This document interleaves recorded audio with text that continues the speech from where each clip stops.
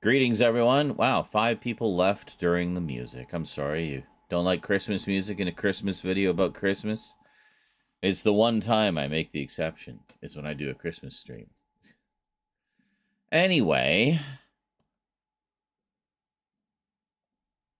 how's it going, everybody? So, Rosie and I have recovered from our food comas, and we are ready to commence continuing with the piles of packages that we didn't get around to opening yesterday because we were tired. Oh, Luke, I see you watched a bit of the VOD or the chat in there. Greetings and salutations.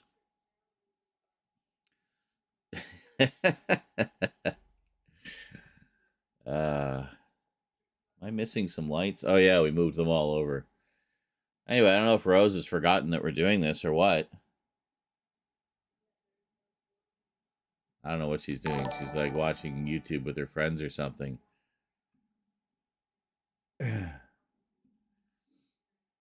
I'll just send her a message.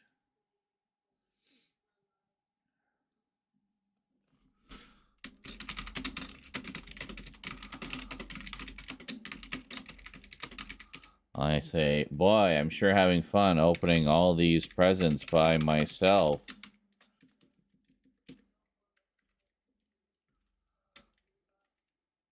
Her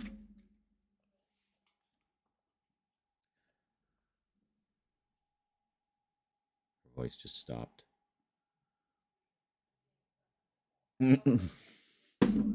She got the message. She's like, okay, okay.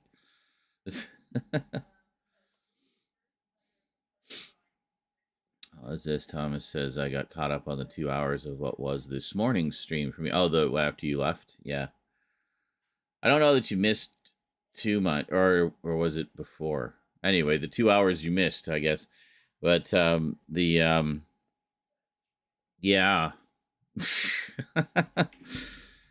We got very tired after food and stuff, so I went to bed around 5 a.m. After the stream, it occurred to me, hey, I remember how the PS3 and PS4 would downscale to like 480. Like if you played a Blu-ray in them, but you were hooked up to a standard def TV, it would downscale it to 480 for you. At least the PS3 did that. I don't know if the PS4 did. So it occurred to me, and greetings, Pam. I have some 4K discs. PS5 is a 4K player. I have it hooked up to a 1080p TV right now because of streaming. Can I still watch 4K discs just in 1080p? And the answer, quite simply, is yes. I popped in my 4K of Transformers the movie, and much like how Blu-ray would give you the most perfect standard def ever on a standard def TV, 4K gives you the most perfect 1080p ever on a 1080p TV.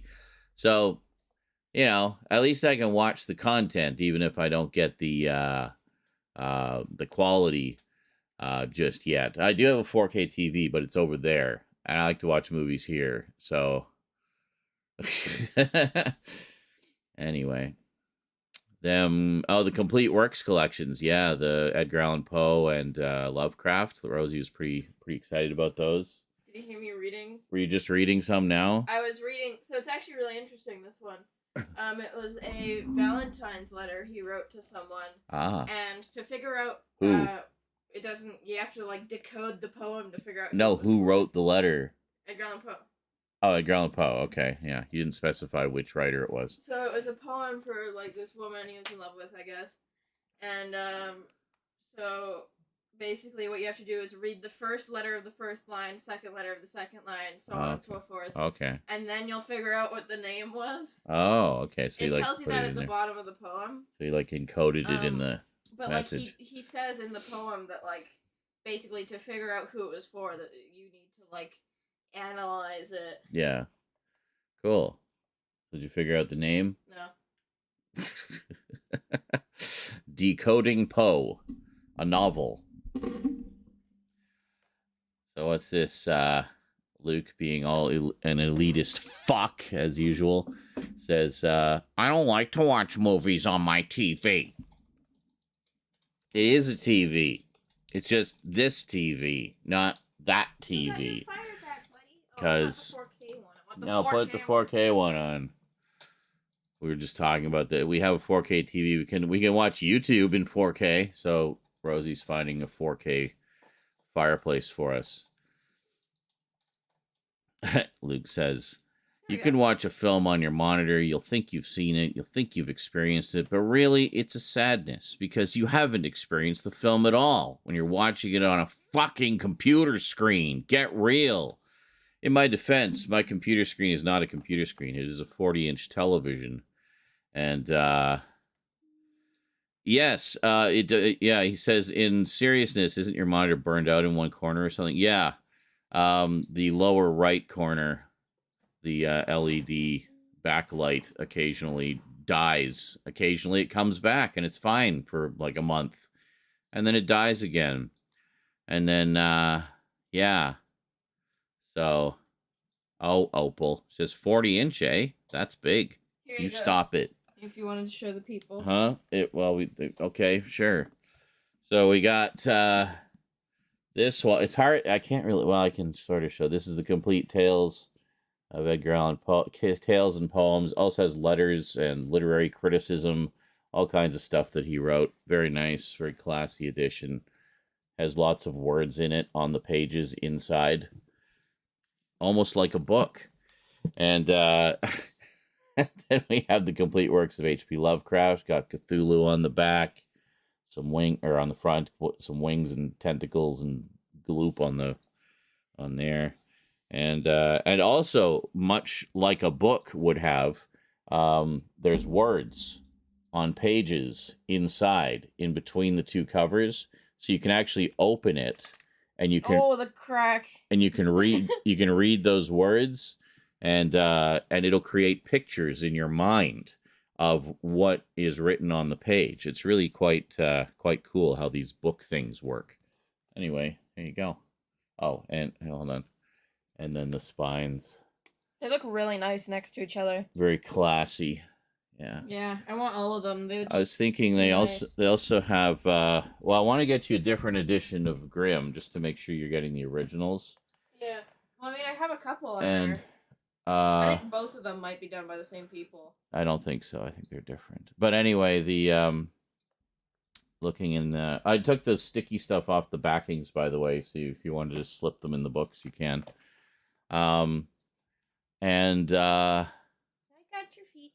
what was it? There was a couple there. They got a complete Sherlock Holmes in that series and a complete Shakespeare. I thought you would like both of those. Hello. How you doing? Why are you looking at me like you want to eat my face? Yeah. How you doing, buddy? His tail's going like crazy. Are you like gearing up with aggression and hyperness? Mommy will put you back on your perch.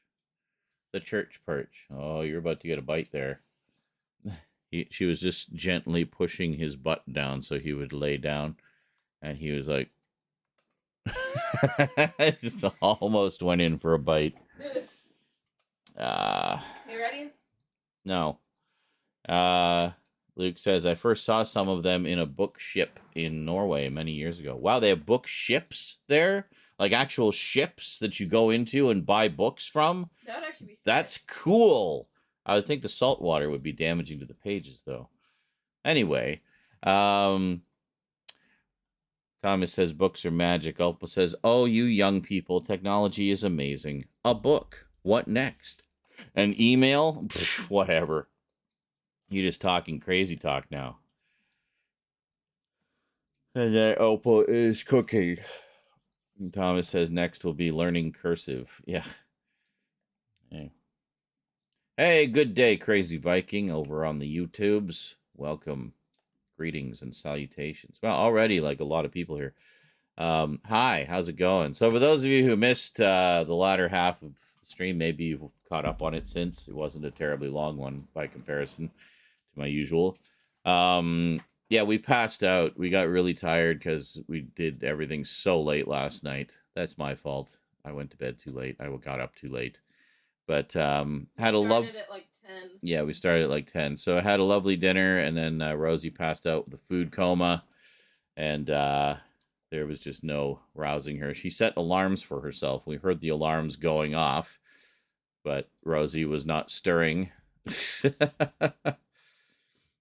Not a Rosie was stirring. Not even a cat. Not even a cat. Sure. So anyway. And greetings, Scully. Scully says, I just finished the intro to Jedi Fallen Order. That's all I got going for me so far. Hey, that's no small feat. That's like the Dark Souls of Star Wars games. I have not finished it. I was pretty far into it, as I recall. Didn't you get mad at me for beating the monster in the cave first try? The big frog thing. Yeah, but you'd had some trick to it. You'd done something that made it easier. No, I was on regular difficulty. I forget. Yeah, anyway, she killed the Mogbog, Magog, whatever the hell his name was, the big frog creature on that first planet you go to, the one that kept destroying me left and right. Yeah, I definitely need to go back to that planet for my, bloody, gooey vengeance.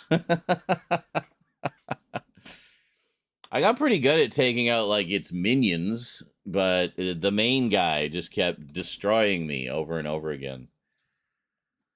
So... Come on! I'm wondering if I should make another coffee. Should I make another coffee? No. So, I did do something. Now, you remember, we had issues with the camera, the video camera yesterday, because the battery died, and I discovered that my power supply is not working. But I do have a charging dock for the battery. I have two batteries, a small one and a big one of higher capacity. I don't know where the hell the big one's disappeared to. It's just vanished. It's somewhere in the abyss of this room. That much I'm certain of. But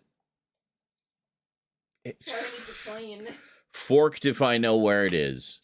We'll keep an eye out for it. Anyway, I noticed I couldn't find the power cable for the charger, and then I noticed it had the same connector on the back as the one for the power supply for the camera. So I thought, what if I've been using the wrong cord? What if this one, even though it looks the same and fits the same, is actually for the charger and not for the power supply, and that's why it's not working. It's not connecting properly. So I plugged it into the charger, boom, powered right up. So anyway, I charged the battery overnight so we can at least use a little bit of camera and go back to the original plan of camera and insert shots with the phone. Yay. For as long as that lasts. As long as the battery lasts, we can do that. And then after that, we'll, if we need to, we'll just finish up the last little bit with just the phone. Scully says, I kept falling off the damn train. Oh, yeah, you're on like a heist or something at the beginning, right? That's right, you're like a slave or something. You have to escape. Yeah, I forgot about that. As I say, it's been a while since I played it. I literally haven't played it since it was new. Like 2018.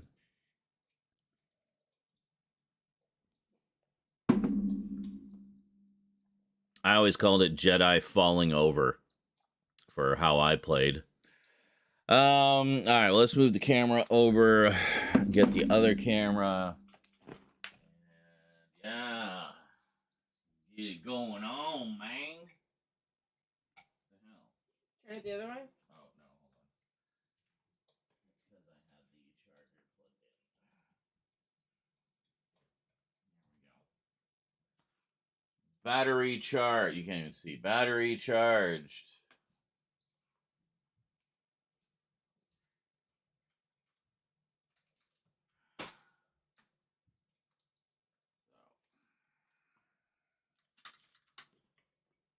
I'll move you guys over in a sec.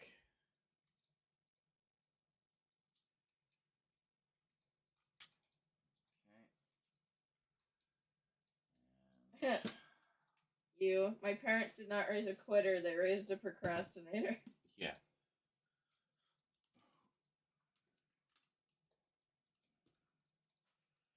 You say me? Mm-hmm.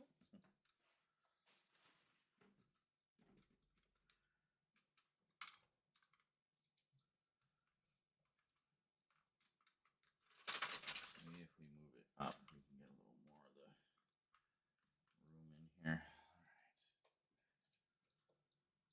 All right.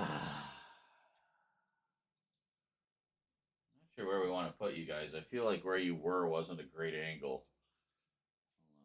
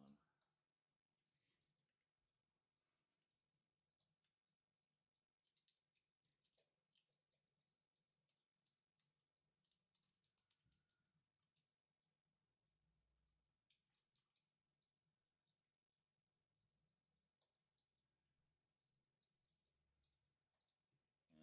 Yeah. Here, actually, think I can put you over here. Yeah.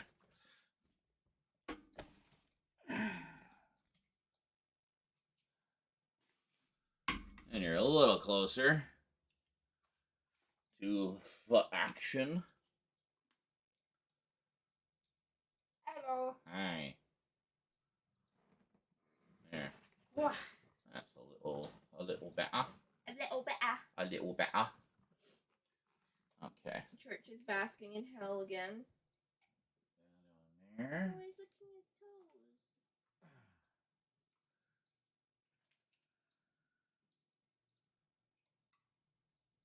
Down there. There we go. Yeah, that's a little better. A little brighter, a little happier, a little more cheerful.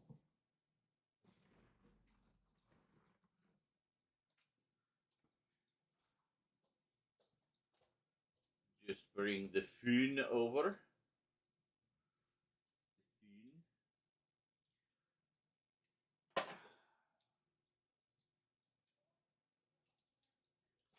So that suggests to me that the cable I require.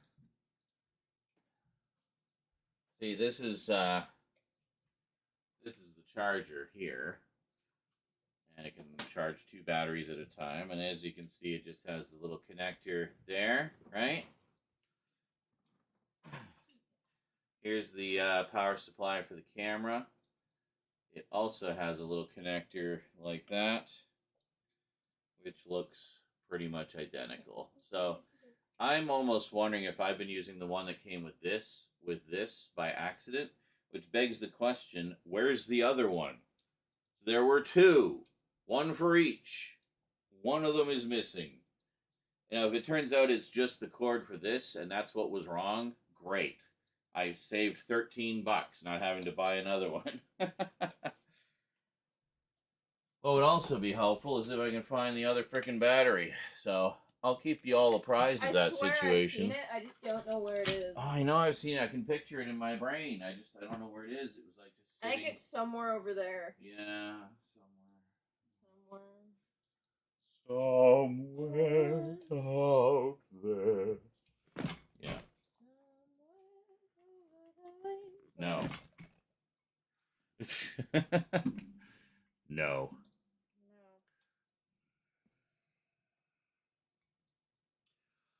What's this? Kept falling off the train. Hi, Alpal. And Scully says, I was getting bored with everything else. So I figured I'd give it a go. Fair enough. Also finally found all the parts to my waxing heater thing. Okay. And accidentally burned the fuck out of my armpit because I cranked the temp to high. So that was fun. So you cranked it to high and just shoved it into your pit. Excellent. You've had an hex hosting Boxing Day, Luke. Excellent. Ours has been quite relaxed. Rosie's just been playing games and chatting with friends and watching YouTube. I watched some tube as well. I had a couple turkey sandwiches for breakfast, and yeah, it's good. You're all limp and wiggly. And hello, Vermin. Welcome. Brinsley's watching. He's just not in the chat. Okay. TNA Dan, holy shit, how's it going, dude? Long time. Says, hey, long time no speak. Hope you're doing well. Are still watching Doctor Who? Oh, yes, of course. That was one of the things I watched yesterday before going to bed, actually, was the new special. Loved it. Absolutely loved it. It was so much fun. So, let's see. Luke says, wake up. Was up early for me. I did a full shift at work, then walked into the city to see the only showing of The Boy and the Heron I can get to. Oh, the new Ghibli one. Nice. Apparently, it's already won like a shit ton of awards. And he says, had my mind assaulted by 2 hours of Miyazaki mayhem, and then walked back. A 3-hour round trip in the rain. Excellent. Yeah, that's a good way to put it. TNA Dan says that Goblin song. They made it dark but fun at the same time. Yes, it was quite dark. And yes, the new Doctor is gorgeous. There's no question about that. He's bringing sexy back. Hmm? The new guy? Yeah. You got one? Yeah. Yeah, his first story was on yesterday for Christmas. Nice. Yeah, it's very good. Want to see it? Let me know. Oh. What is this? What did I just find here? Oh, that fell out of the charger. I was all excited. It's like, oh my god, it's the power supply. No, it's not. Where you go? Oh! Right in the crotch. Ow. Yeah, I don't know. I used to have like just random wires all over the place, but I guess I don't know. Anyway, let's crank the volume up a bit for you guys so you can hear us on the other side of the room there. Give me a sec. Clips. You gonna be a cute little smush again? Yeah, we got some cute shots of the kitties yesterday. I called her Pip last night. Pip? Yeah, remember? No. Why'd you call her Pip? I think I just like grumbled Eclipse, and it sounded like I said Pip. Pip. Or Pips.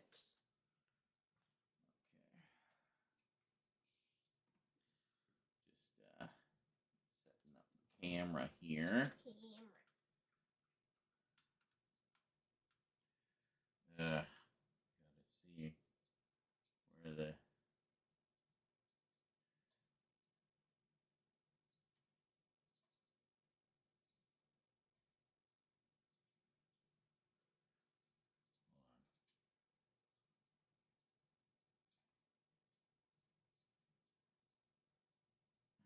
Don't fall asleep again. No, I was looking at Eclipse. Yes, 3 parts of Christmas. Hmm? I said yes, 3 parts of Christmas. Yeah, I know, right? Ugh. Church is falling asleep by the fire. So I like the new Doctor in Sex Education, so I thought it'd be good as he'd be good as the Doctor. Yeah, I haven't seen that one. I heard it's a great show though, and that he was very good in it. Turn the camera. Huh? Yes. There. So I kind of have a similar angle in the camera for us. Yeah, you can see a little bit more on that camera. Yeah. Anyway, let's get to it here. I don't know how long our battery is gonna last. So. Hi, sweetie, you itchy?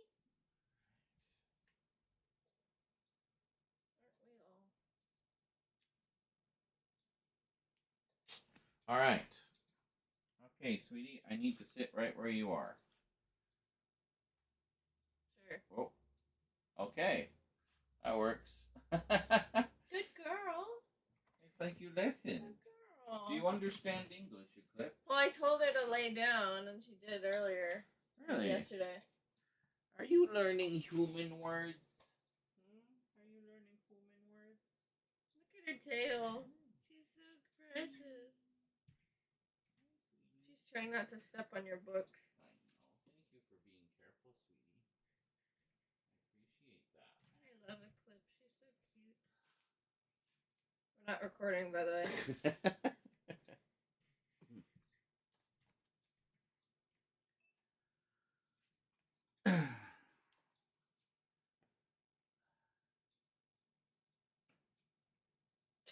Hi. You're so small. I'm small. I moved the camera up a bit, and also, as you may know, we had some issues with the phone. I hear you all saying, "Oh, you're back to this camera," but the phone looks so much better. I know it does, doesn't it? Doesn't it look great? Looks fabulous. Problem is, it overheated after about an hour and shut down, so we had to pause everything while we had dinner, which you guys saw a little bit of. And then after that, Rosie went into a food coma. Yeah. And I was getting pretty tired as well, so we decided to just call it a night there and pick up the following day. So it is now Boxing Day, the 26th. So we're going to go back to the original plan of filming with the camera and We managed to charge the battery. and doing inserts with the thing. Yes, I was going to say, I found out that my power supply for the camera uses the same power connector to plug into like the box as my battery charger. So similar, in fact, that I'm kind of wondering if I've been using the wrong cable with the power supply all this time, and that's why it wasn't working all the time. I plugged it into the charger, it worked great. We charged up the battery, so we've got plenty of time now. Where are we? What are we doing? We're on number 9. We're on number 9. Okay, naughty number 9. And mine's this one.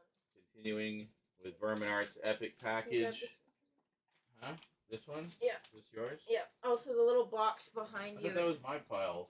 No, this is your pile. That's my pile. Okay. Number 10's behind you. If you could just put that over, like, closer. Huh? You're, like, Where? no, right behind. Here? Over there. Where? Like, behind your ass crack. Oh, the little one. Okay, I'll Thank you. Put it there. We don't have to do the awkward switching with the phone anymore. No, we'll use it for like insert shots and stuff. Kitty, I thought would kitty be, videos. Yeah, and kitty videos. So, which was the original plan, because doing it for the whole thing is just too cumbersome. So, enjoy the mixed media. All right, number 9. Get some muties. Oh, I'm guessing something X-Men related, maybe. I don't know. Or maybe Cursed Earth related. More Judge Dredd. More Judge Dredd. I don't know. Let's see here. We got. No, definitely more from the Judge Dredd world. We have Strontium Dog. The early cases. Very nice. Well, this will go nicely with the other Strontium Dog one you got me. Oh, this is fabulous. Let me give you guys a little closer look at it here. I'm so curious. Will you just go? Thank you. You don't have to put in your password every time for the camera, by the way. What? Okay. I've tried it without, and it just seems to insist every time.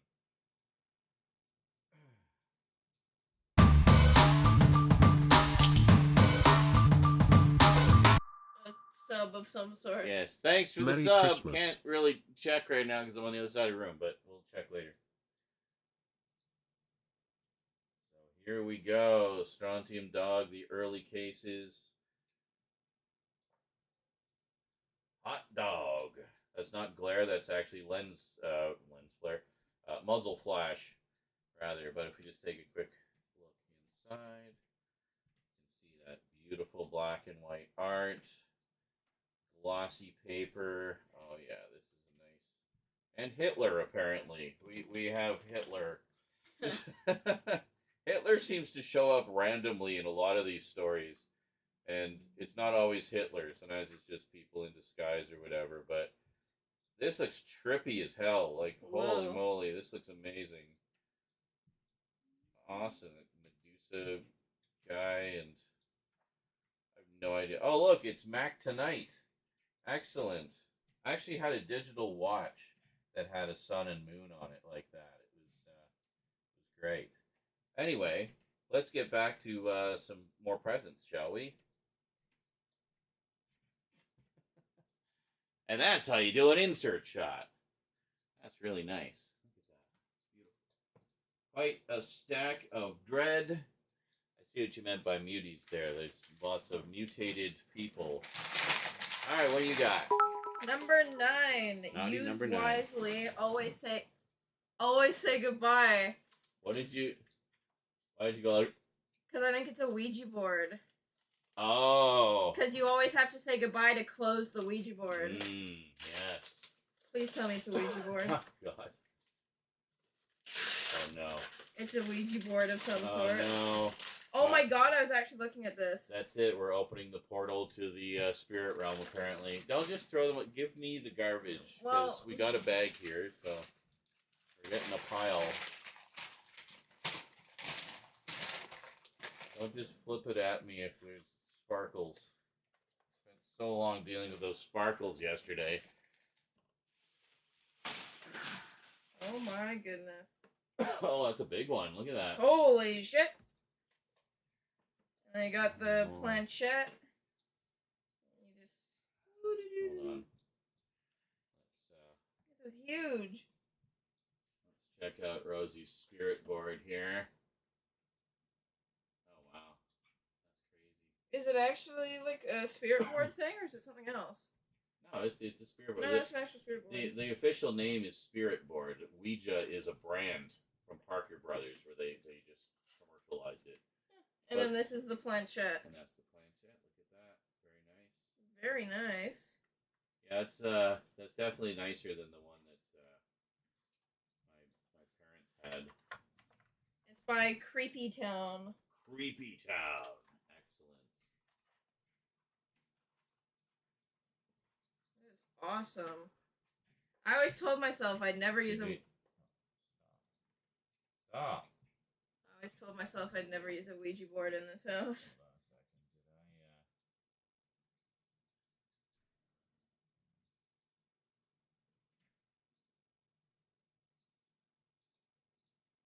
Oh my God, none of it recorded. Hold on a second.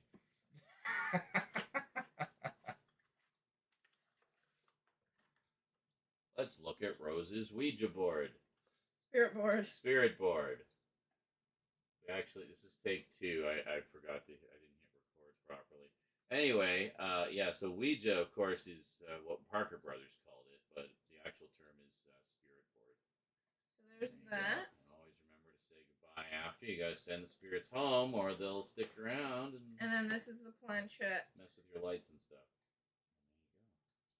I've read that hint like over and over again, and I only just for the always say goodbye hint for this. Oh. And I only just realized what it meant when you're about to open it. As I'm about to open it. Well, because you had it in your hand, you could sort of see how big it was, and then oh, maybe.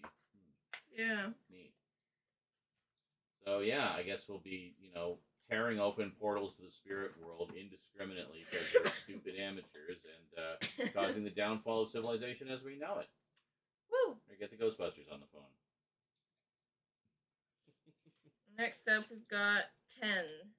10. Is this my 10? No, where's my 10? Your 10 is here.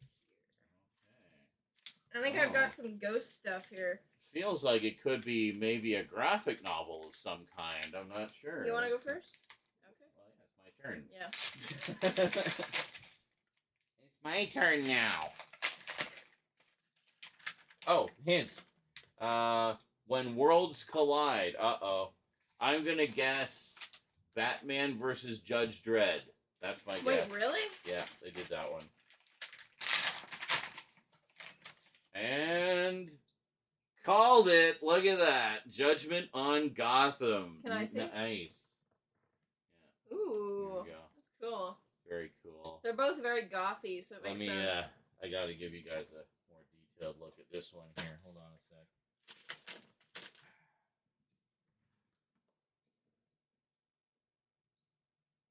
Yeah, see, it doesn't go into the camera without... No. Oh my God. What? There you go. Okay. go. Batman and Judge Dredd, Judgment on Gotham. Look at that Simon Bisley painted cover. That's just beautiful. It's amazing. Simon Bisley did a lot of stuff for Heavy Metal magazine and I'm guessing 2000 AD as well. But look at that glorious painted artwork. Oh, God, this looks amazing.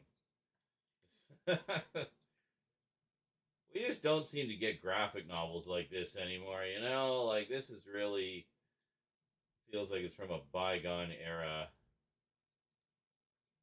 Man, this looks awesome. This just looks like a giant heavy metal cereal, you know? Like, it's so cool. There we go.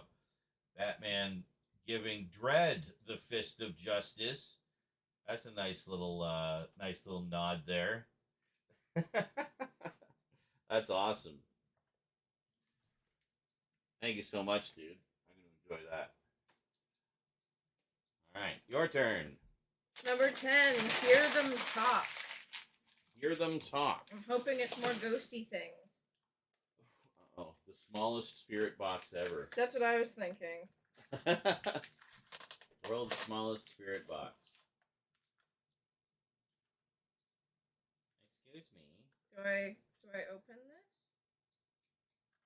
What are you doing? It says spirit box on the box. Huh? Let's see. Spirit box. It's a spirit box with braille, apparently. Yep, says spirit box. Uh-huh. So what happens when you open it? Will the spirits come out? Don't tear it. Why are you so useless at opening boxes? Like, seriously. There we go. Okay. I wasn't sure if that was the box. I didn't want you to wreck it. No, it's not. It's like Vermin's special custom homemade spirit box. It's a box inside out. It's paracetamol 500 milligram tablets. What? Okay. Oh, he turned a box inside out? Wait, let me see this. Somehow. What? Impressive. Crazy magic artist powers. And I think it actually is a spirit box. So let's see what. Oh, like it's an FM receiver. Oh, okay. Yeah, so it wouldn't need to be much bigger than that. That's cool. Can we see the? Yeah. Let's take a look here. This is a basic auto-tune scanning spirit box. It will scan through FM radio stations / signals that it can receive and stop at each one until you press the scan button again. It is standard auto-scan FM radio that can be used as an aid in ghost hunting. The signals can be listened to using the supplied earphones. Is there earphones somewhere? I don't know. Is there supplied ear? Well, I mean, it probably doesn't matter. It's just a headphone jack, I think. Yeah, short press the reset and the scan button together. Once reset, you should short press the scan button and let go. It will then scan to its first signal and stop, so you then just repeat the short scan button press every time it stops until you get to the top of the frequencies. You know you're there when you press scan and nothing happens. You then reset / scan again and repeat. Spirit boxes are used to communicate with spirits. Eclipse, why are you smelling my Super Mario DVDs?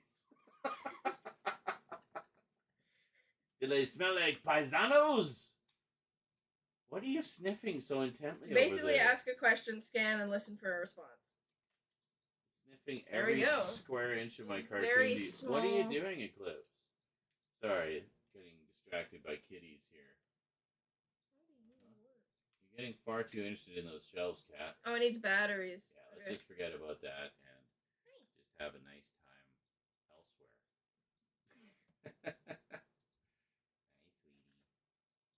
Hi, sweetie. Action shot. She has it. Neither of them have had any interest in destroying the tree. They just like to look at it. This year. Oh, and now we got a small strontium dog. Did you want to smell Batman and Judge Dredd too? Make sure it. Yeah, there you go. There you go. Is that good? Is curiosity satisfied now?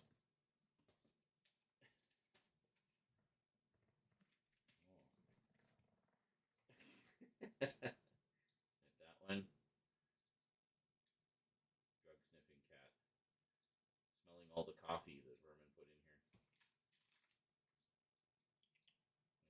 one?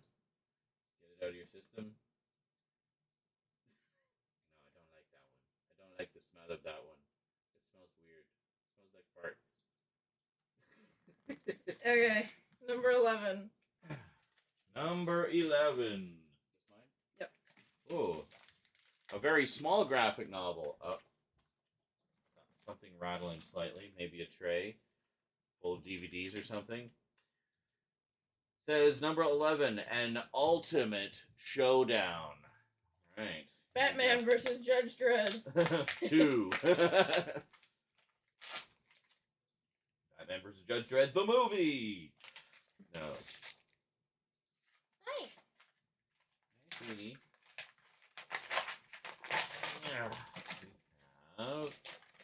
Oh, hey. Oh, my God. Sweet. We have Judge Dredd, Dredd versus Death, the PC game. There's a game? Yes. Will this even run now? Like, how old is this?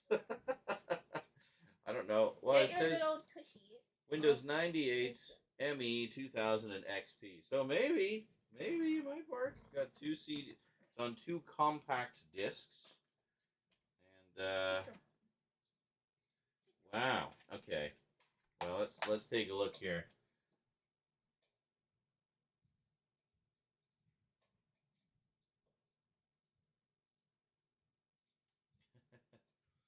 There we go. Oh ho, no eggnog? That's right. I should get some eggnog. Thanks for reminding me, Judge. I'm sorry. Don't arrest me. I'll get some eggnog. I didn't mean to go against the laws of the season. Anyway, we got Judge Dredd, Judge versus Jeff. Jeb versus Jethro. Anyway, nice shiny cover there. Very nice. Very cool artwork.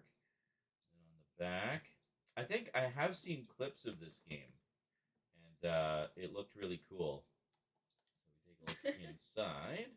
We got 2 compact discs. When did this come out? 2003. So it is the 20th anniversary of this game, ladies and gentlemen. So we'll definitely have to see if we can get this running.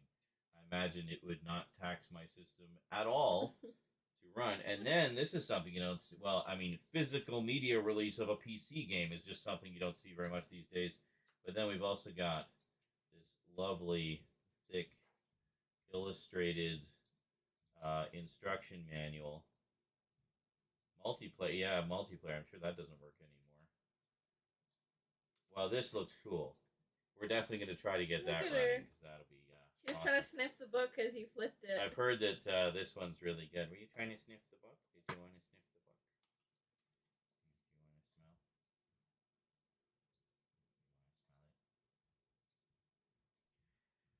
Do you like when I flip the pages? No? She was sniffing it while you were flipping it I thought first she time. might like the breeze of the flipping page smell. I don't know. She's so cute. Yeah. You're a curious kitty, huh? Excellent. Whoops. I'm knocking things over. Hold on.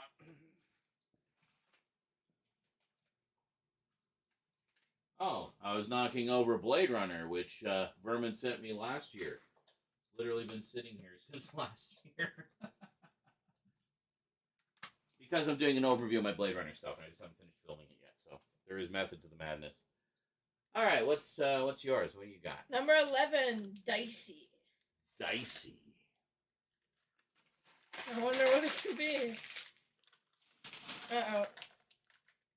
It's taped into the... Maybe I can move in here a little bit. Hi. Ooh. Hey, I'm in the video now. I got some little blue dice for... Little blue dice. Oh, probably from your books. For the books, I'm guessing. Whenever you decide... Sci-Fire, the one-stop galactic bookshop. Whenever you decide to attack the shopkeeper instead of just asking him what wares he has, like a jerk. Oh, they're like marbly and shiny. They're blue with gold. It's pretty. Very nice. Yeah. I did actually take a flip in one of those earlier, and in it I encountered an old man I heard humming coming from behind a door. So I opened the door, and there was an old man standing there doing a painting and just kind of humming as he was painting. He didn't notice me come in. So then you had the option to just get his attention and talk to him, or decide that he's a threat and attack him. Very D&D. So he was drawing a picture of a wolf. So I tried both options. Tried like, well, let's just talk to him, and it's like, okay, and then it just kind of goes off on some other stuff and information and whatnot. Well, let's see what happens if you attack him like an asshole. So I attacked him, and the wolf in the painting came to life and like exploded out of the painting and fought me. Oh shit! So then it was like, here's the stamina rate, and it gives you all the stats. Like, oh shit, now we're in like a big fight. So it says, if you won, turn to this page. I'm like, I won. So I turned to that page, and off we went. But just to kind of get a taste of it. So I mean, I guess you could do it as just a choose your own adventure book and just kind of ignore the combat side of it. But if you want to get really into it, bring some dice and do the combat side of it. I don't think it's that complicated anyway. Yeah, I think that would be fun to do with some of like my nerdy friends. Just turn it into like a D&D thing. Yeah, and they could all kind of have a say on which option you do and stuff like that. If she starts to hurl, get her out of here. Oh. Yeah, we have a potentially puking cat. We gotta get her out of here. All right, sweetie? Just a little hiccup. Straight back to the carpet. Okay?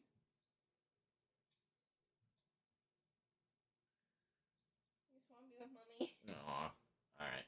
Okay. So we carry on. We got battery.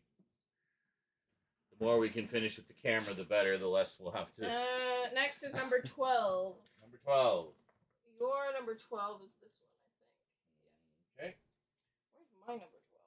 I moved your stuff over here just so I could sit here. 12. Alright. Oh, this is hefty. 12. Hint. We're getting close to the end. A vessel of life force. I'm guessing a coffee mug of some kind.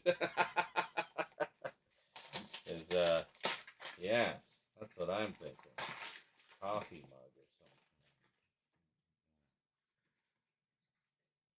It says cut.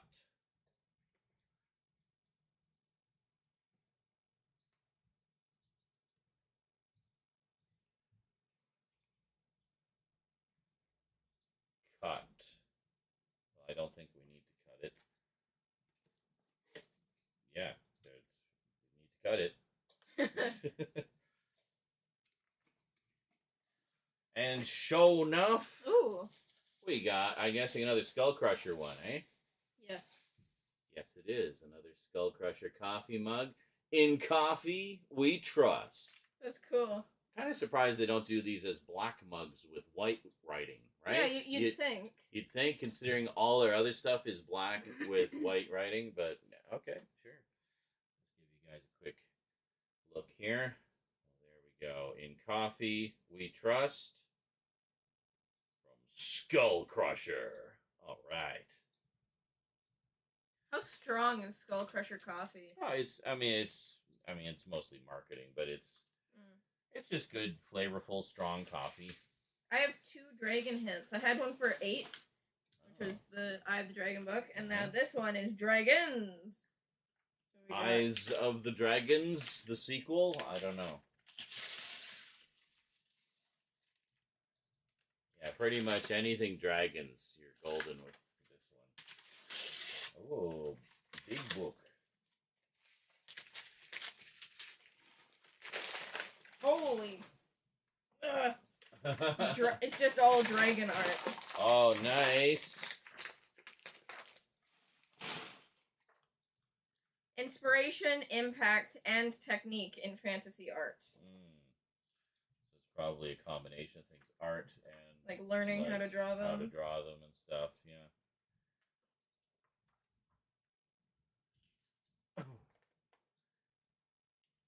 Yeah, that's awesome. By John Howe. Oh, he did artwork for Lord of the Rings.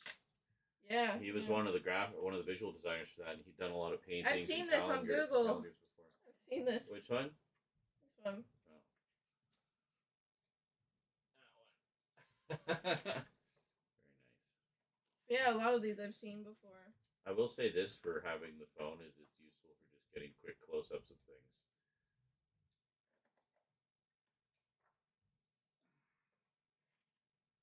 Hold on. If I get over you, you're gonna kind of look over the shoulder. There we go. Isn't that nice? Shows Oh, you I see. how it's drawn as well. That's cool. Yeah. And what's the cover for anyone who would like to get this for themselves? We have Dragon Art, forward by John Howe. I'm guessing edited by Graham Amer, or is he the artist? No, it's a bunch of different artists. Oh, a bunch of different artists. So he's probably the editor. Mm-hmm. And then John Howe does an intro because he's one of the big guys in fantasy art. Cool. Fuck. I just broke my glasses. What?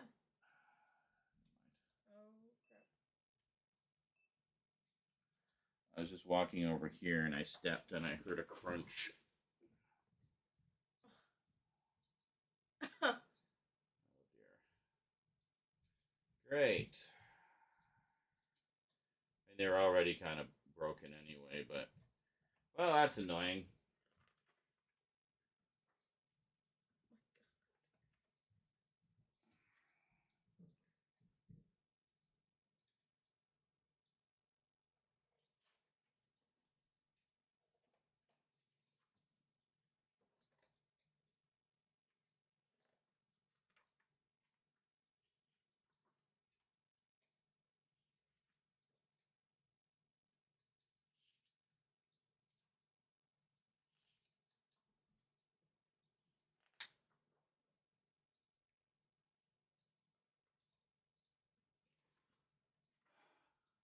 I think I got it fixed.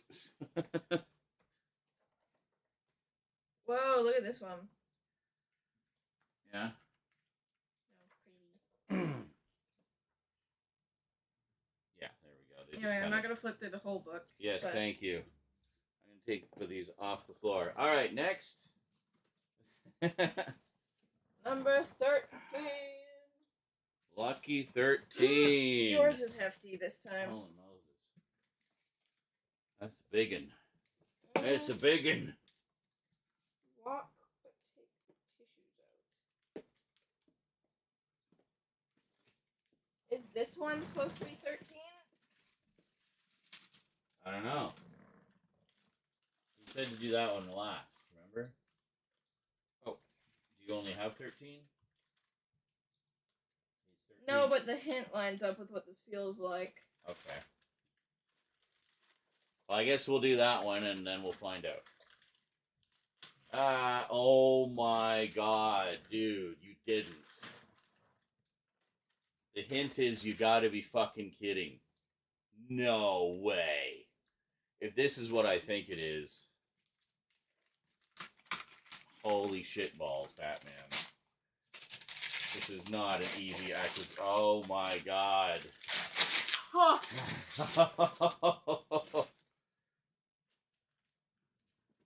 The Thing, the board game. Wow. This is wow. This is not cheap and this is not easy to get. And holy shit balls. Thank you so much. Wow. All right, let me. You guys got to see this. Hold on. Maybe we'll do a closer look. I think we have to do a closer look at this. This is amazing.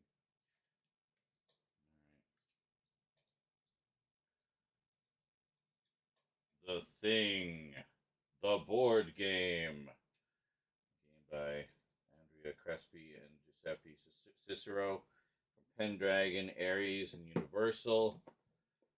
Take a look at the back. There we go. We got the board of the base.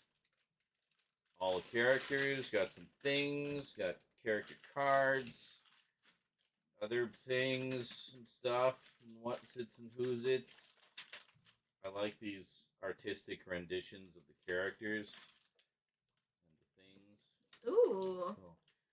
It says a dangerous alien capable of taking any form has been released from its hibernation after millennia. The researchers of Outpost 31, isolated in Antarctica, are the only ones who can stop the creature. The future of humanity is in their hands.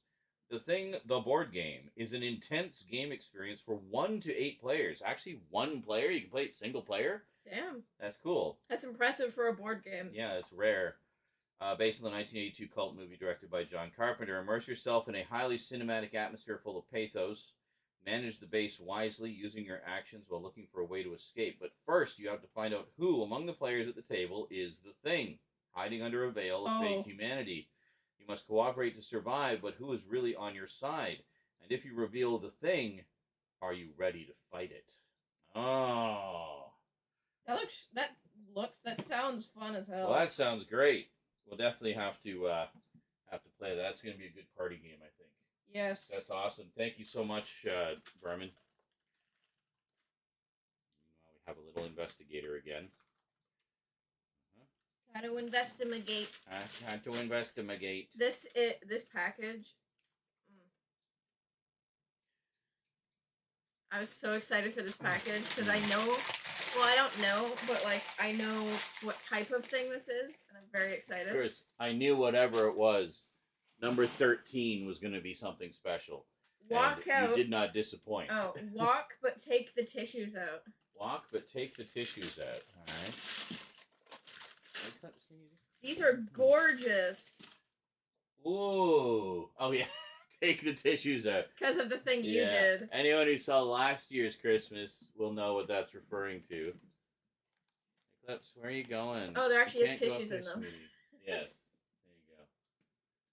Remember to take these out first. Oh my god. Because I could feel that they were shoes. Or like boots. Gotcha. So you were correct. You did get... Hey, Eclipse. Psst. Down from there. These smell so good. Smell. New boot smell. Oh, yeah. Very nice. Very me. Yes. The witchiness. So this was the wrapping paper. It was the only actual wrapping paper. I guess it's all he had left. The rest has all just been brown paper. So we made the joke that he just sent us a box full of porn. So, let's see here. Nice close look there. Look at that. Nice patterns on there.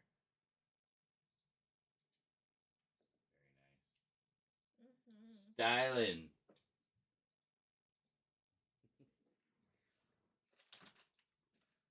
Definitely getting some cool shit this year. Goddamn. Oh, I know, Vermin, dude. You went all out. I don't know what to say, honestly. Knows us better than we know ourselves. I know. It's like every present has been a banger. It's just crazy. Like, I honestly completely forgot that I liked D&D. Next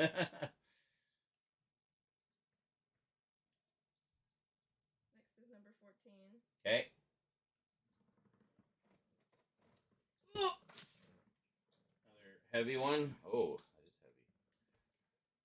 heavy. My 14 is very little compared to yours. Little, okay. It says 14, time to sign. Oh. Or sing, sign. Can I see?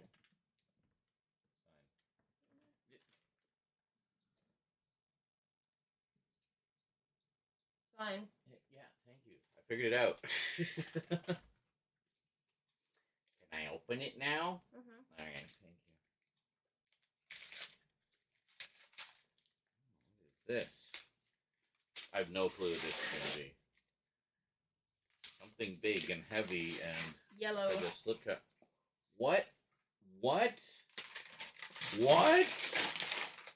What the shit? Holy shit. Oh my god. Damn. We have Hornet's Nest, which I'm guessing is the vinyl. Yeah, it's the vinyl collection. Holy moly. What a cool 60th anniversary thing. I have as you probably know, I have the CD collection of this, but god damn, what a nice edition. Look at that. That's gorgeous. So it's all of Hornet's Nest, so the first of the Nest Cottage Chronicles. So we have 5 stories: The Stuff of Nightmares, The Dead Shoes, The Circus of Doom, A Sting in the Tail, and Hive of Horror, plus an art print signed by Tom Baker, and The Doctor's Journal, 24-page color illustrated booklet, complete on vinyl for the first time. 10, 10 discs? Holy crap. All right, well, we're definitely going to do, I'm going to hold off on this to make you wait, but stay tuned. We're going to do a closer look on this for a Timey-Wimey Tuesday. I've got actually a bit of a backlog of closer looks I need to do for Timey-Wimey Tuesday. This will, hey, another vermin hair. Save that one for the cloning machine. And there we go. Vermin's just shedding on all our packages. That is amazing, dude. Holy shit, what an epic thing. I'm going to move this back because I can't really lean it against the table there. That is amazing. Thank you so much. Those are both gorgeous. Now I just need a record player to play them on. So my number 14 is Sheet, This Adventure. What? Sheet, This Adventure is Dupe.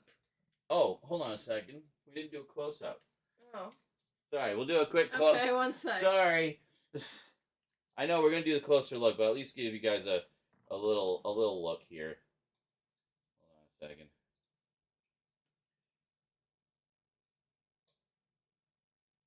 There we go. Look at that.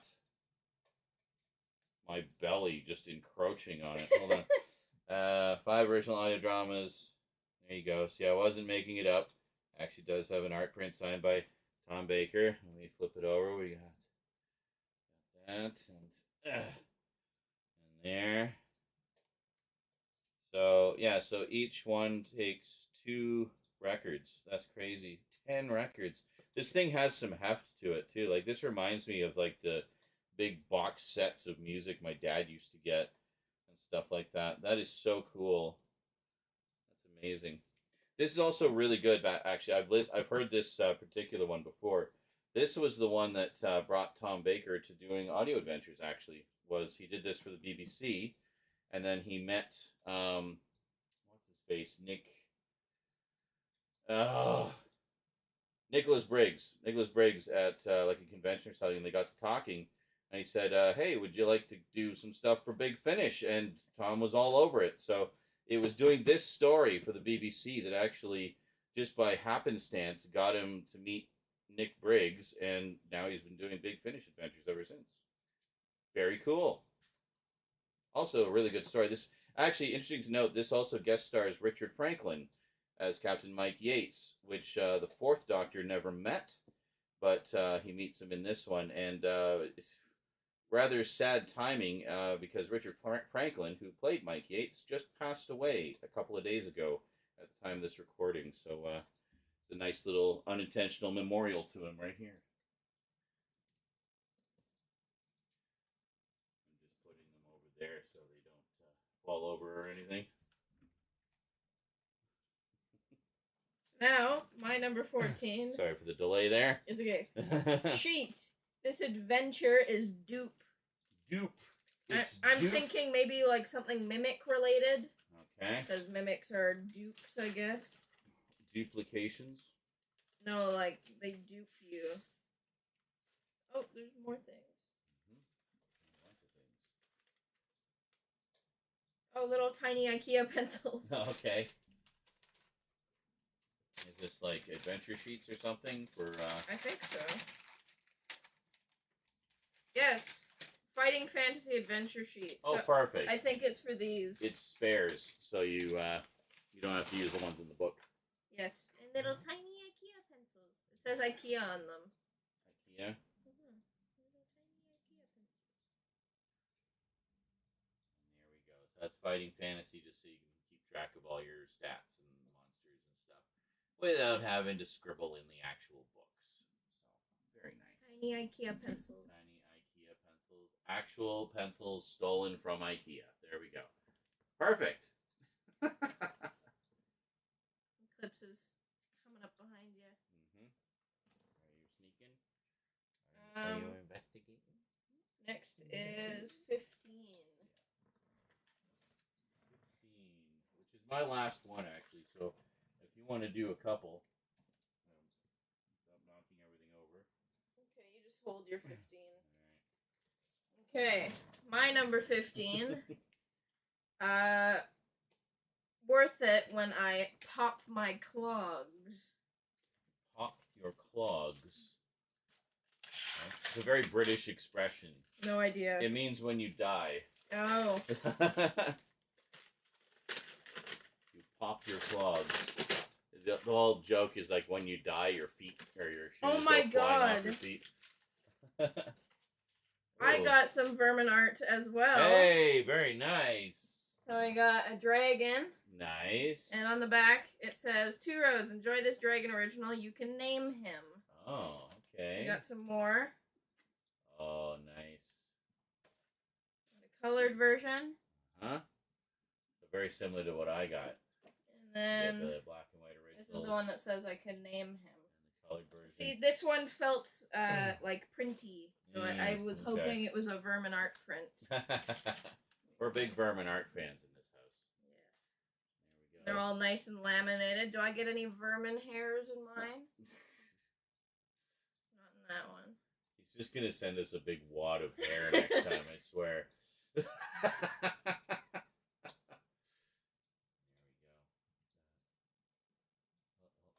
You gotta hold it straight. There we go. Stop looking for hairs.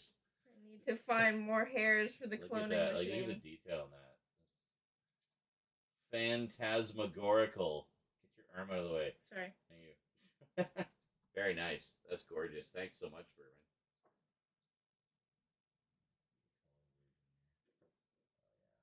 And there's a little sketch of a lady on the back. Is there? Where? Oh, there. Yeah, I see. Sweet. Finding the hidden artwork of Vermin. Yes. Very nice. It says rat. Rat. Slash vermin art. Yes. Alright. What do you got left? One? I think you got one. This one? No, I have 2. 16 and 17. 16? Oh, there's my hints. This is 16. Okay. This one, 16, I'm very excited for. Well, why don't you do 16? Because I've only got 15 left, so... I think this is like something skeleton related. Okay. It says he might need some food. He is skinny. Nice hint. I'm trying to figure out what this is like all day. Jesus. That's like the hardest way to do it. Excuse me. I'm not just your stepladder.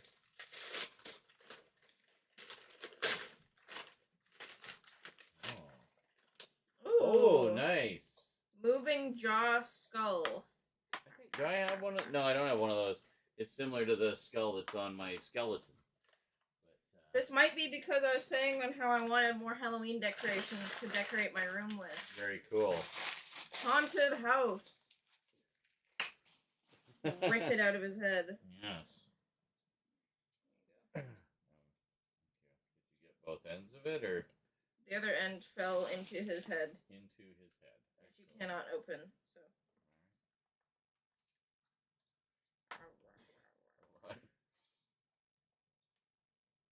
Fuck off with Bixby. I don't care. I don't even know what that is, and I don't care. The only Bixby I care about is Bill.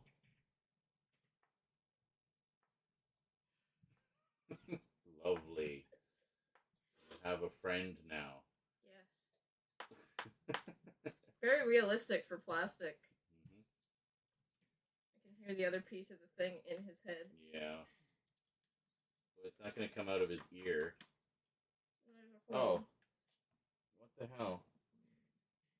Camera failed. Well, what does that even mean? It failed. Like,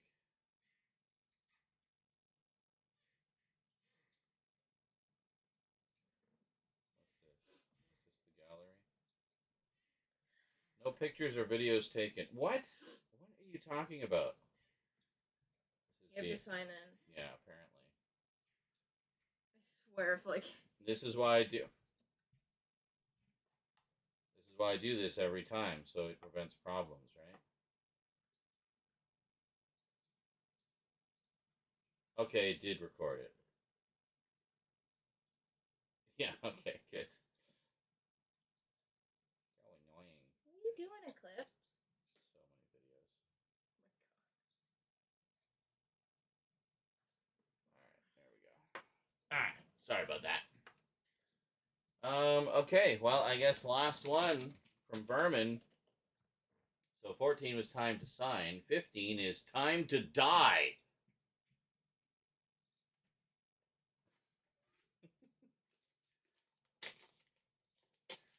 I have no idea.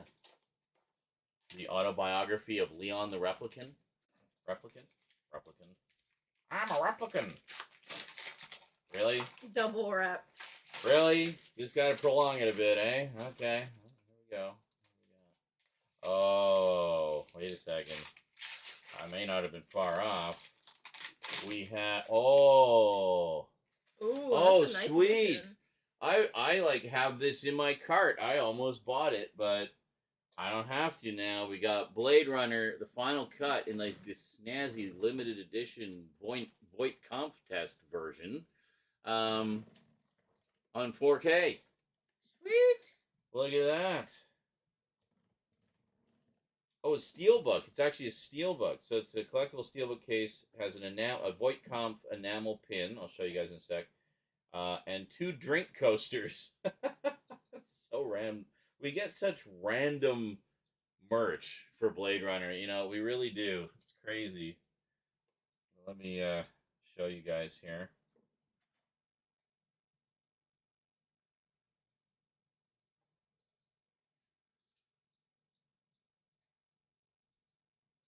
It's an empathy test designed to provoke an emotional response. And there it is. Now I got my very own.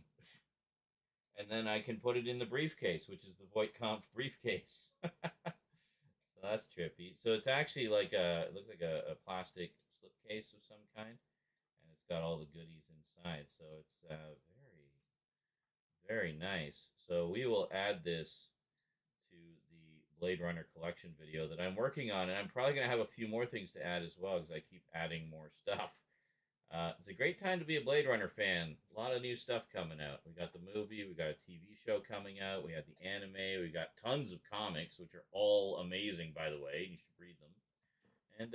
And we had that horrible remaster of the CD-ROM game. So, you know, can't all be winners, but everything else has been great. That's awesome. Thank you so much, dude.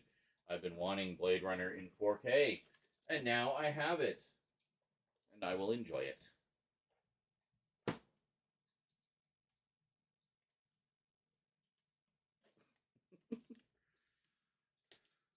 She's open. Number 17. Crack it open. Crack it open. Get cracking? Something to do with eggs? Get cracking. Halloween Christmas crackers. Oh, hey, Halloween Christmas crackers. Perfect. You want to do one? Sure. Might as well. Just why do you do this? You just touch it and it destroys. Just box. Just open the box. Purple. I got purple. I got orange. Orange. We got our Christmas crackers. Rosie got orange. I got purple. Apparently we do these wrong. It's supposed to be like one person on each end. Can we focus, maybe? Focus on the pumpkin man! Focus! Focus, you piece of shit! I swear to God! If you don't focus! Focus! There it is. Sometimes you just gotta be, you know, firm with technology. Alright. Yeah, find where the thingy... I always put my thumb on the thing inside to make sure we get it. And then there we go. Alright, you ready? Yep. 1, 2, 3, pull. There. worked. Get that brimstone smell. Sulfur. Oh, excellent. I got a puke green and brown crown. Look at this. That's beautiful. I just got a normal green. Normal green. Oh, that's You good. got like piss green. Piss, puke, and barf and poo all in one. Merry Christmas. It kind of complements my hair. You want to hear my joke? What's your joke? What do you call Santa's helpers? What do you call Santa's helpers? What? Subordinate clauses. Wow, that's great. Let me do my joke. Sure. Here, you film me do my joke. Film me do my. Film me do my joke. Where's my joke? Where'd my joke? Do we not get toys? No, we Oh, get. no, wait a second. We get a sticker. We got a sticker. What'd you get? I got a little pumpkin man. Oh, I guess it's whatever. Wow, spoilers! It just tells you right on the thing. Yeah, I got a skeleton guy. You got a skeleton for your one that had a skeleton on it. What a surprise! All right. Oh, this is a good one. What did one magnet say to the other? What? I find you very attractive. Ha ha ha ha. Yep. There you go. Then we get Tokenese. Yes. Oh, right, because we got to the end. So now, at long last, we can get to the end. Same time or one after the other? We'll do one after the other. I need to show you guys this envelope that Vermin did, though. We have Dread just punching Santa in the mouth. Mine's quite the opposite. It says, open after all gifts. And on the back, have you opened all the presents? Do that first. And Rosie says, do not open this one until after all the presents. And it's like a fat dragon. Uh-huh. Nothing on the back. Nothing on the back. All right, cool. Can I do mine? So for you guys in the stream here, there. You'll see it in glorious 4K in the video. Yep.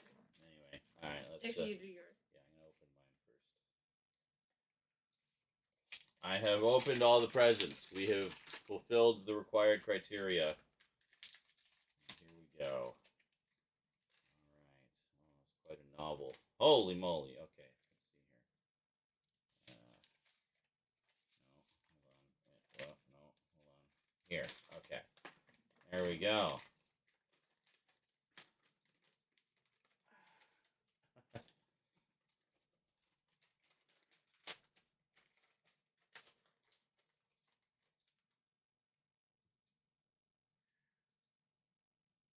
Do not read until you've opened all the presents, Drocker. Okay, here we go. Number one, Future Shock. Oh, this is about the presents. Okay, number one, Future Shock. This is the documentary about the origins, highlight, fall, and future of 2000 AD. Really good doc. Number two, the first load of Dread stories, with one notable being about Rico. That was the case files. Number three, Young Death, Necropolis Order. See the Origin Evil. Start here. Okay, says Young Death, Case Files 5, with the first encounter with Judge Death, contains the most satisfying punch in all of 2000 AD. Oh, so that is the first encounter with Judge Death. Okay, I wasn't sure. I thought he appeared in, like, Case Files 3 originally. Is one of us misremembering? Because I swear he was in an earlier one. Unless it's an earlier story. America, regarded as one of the best 2000 AD stories. That was number 5. Number 6, some art for you. Number 7, Necropolis Order 2. The Dead Man, Dread's Cursed Earth Adventures. And then Necropolis happens. And then number 8, we have Judgment Day, the sequel to Necropolis, with a great team-up. Number 9, Strontium Dog Adventures. He's centering everything around when Necropolis happened. So some is pre-Necropolis, some is post-Necropolis. So there you go. see. Number 9, Strontium Dog Adventures. Number 10, Judgment on Gotham. Batman vs. Dread contains the second most satisfying punch in 2000 AD history. I'm guessing that's where the original, the first one is where the original of this is, and then of course the Batman one has the Batman version. 11, Dread versus Death. This is a brilliant game that captures the world of Dread and pits you against the dark judges. Sadly, it's a bit of a forgotten gem. Yeah, I think I've seen some clips of it on YouTube, so I'm not that unfamiliar. 12, Coffee Mugs. Skull Crusher keeps sending me free mugs. Okay, well, I'll happily take that off your hands. Cheers. The Thing board game. I saw this and immediately thought you would enjoy having a go at being part of the Outpost. It looks awesome, fun to play. 14, Doctor Who, signed by the man himself, Tom Baker. Had to get you this, as it's a beautifully presented stories on vinyl. Oh, did I mention signed by Tom Baker? Yes. I forgot I had this on. Blade Runner, Titans of Cult, 4K. I know you've wanted Blade Runner on 4K, so I tried to get you the Vault version, but it's so expensive. Even Titans of Cult version is now commanding big money. Luckily, I got a good deal on it. Well, there you go. So it's the Titan, where is it? Yeah. It's the Titans of Cult edition. So very specialized, I guess, eh? Like a boutique label kind of thing. Very cool. Oh, there it is, Titans of Cult. Well, that's very cool. All right, why don't you open up yours and we'll see. Thanks for all of that stuff, Vermin. Holy moly. Yeah. Like Rosie said, you seem to know us better than we know ourselves. Like every present, a banger. I have a little. Everything's so dragon-y. I have another little derpy dragon. Another little derpy guy. Another little derpy guy. Do guy. not read until all presents are opened. What happened there? Oh, that's from this leaking through. I guess he drew it on the envelope. Oh, it soaked through. Oh, drew it while yeah. Oh, I see. Wow, just soaked right through, and looks like a pee stain on the picture there now.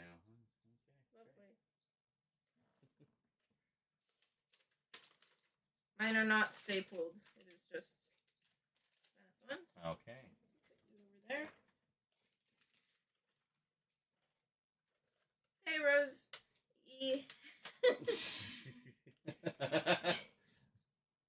Rose E. Hey, Rosie. Time to explain the gifts. Hope you like them all. Merry Christmas. 1 through 8. I know you've been looking at getting into D&D. Well, these adventure books are perfect single-player adventures.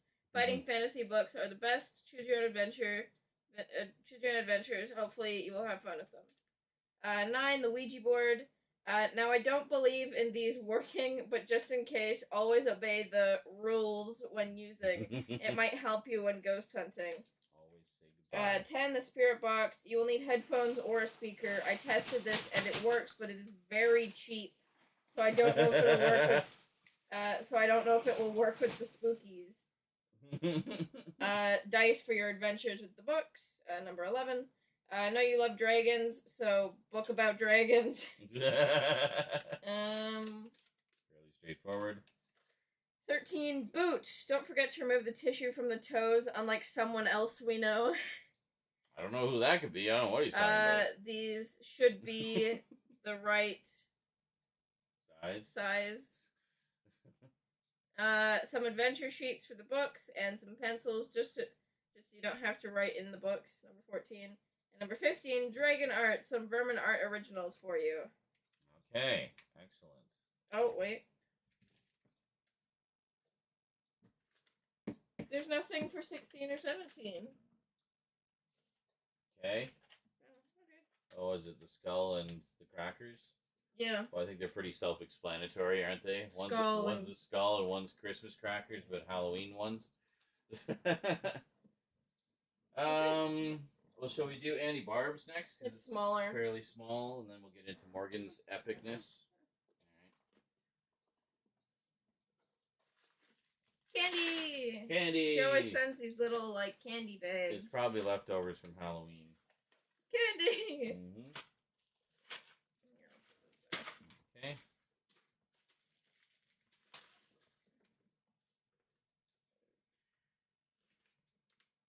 This is for you. Okay, thank you. And I cannot read her cursive writing, so there you go. Okay. And then... Candy. We got candy. And I got one for me. And we got some writing. Is this one for Cass? Yes, apparently she thinks Cass lives with me. Alright. Why does the camera keep failing? What is your fucking problem, camera? Seriously. Apparently Cass lives with us. Well, here you go. I guess so. Well, next time I see you, Cass, I'll give you that. Ooh. We got a Starfrit mini pan. What? For eggs. What? Oh my god, that's adorable. I didn't even know that It's a mini pan. such a thing existed. You can use it to make like perfect little omelets, I guess. You can make like a single egg in it. Actually, you know what that'd be good for is doing breakfast. Pancakes. I was gonna say breakfast sandwiches. That too. It's always a pain to do the egg patty. But yeah. Sweet. Cool. She always sends us a lot of kitchen stuff. Yes, she does. Ooh, very fancy. An actual present. It's for me! And it's for you. Okay. Anything else in there? This one's for you. For me. I swear okay. there's one for Cass in here. No. Okay. Is that everything? Yep. Okay. All right. So you go, because I did my card last. we have a ribbon that wasn't even tied on it. So, all right, let's take a look here. Socks. I kind of hope so. I could use some socks. And it's socks. Hey. 2 pairs of socks. Excellent. That should last me the year. And, yeah, excellent. Thank you. I'm going to keep this ribbon because it's very pretty.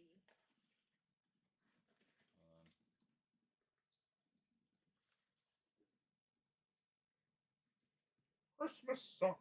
Oh my god. Christmas socks. No. Christmas socks. Good enough. You sound like Elmo. No, Mr. Bean. Oh. To Rosie, love Auntie Barb. You say it's supposed to sound like Oma? Elmo. Oh, Elmo. It doesn't sound anything like Elmo. Christmas socks. I'm fucking Elmo. I don't know. You said a bad word. I'm not a step stool, cats. Ooh.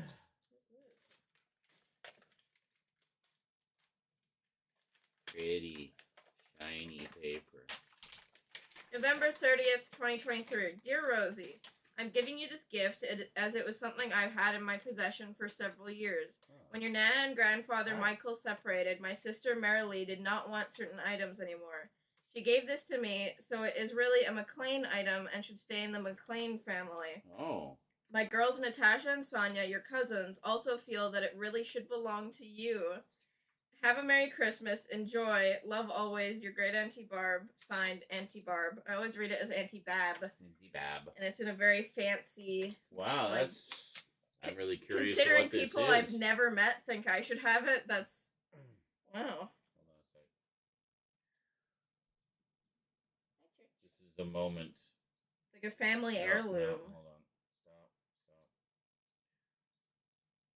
I was not expecting this.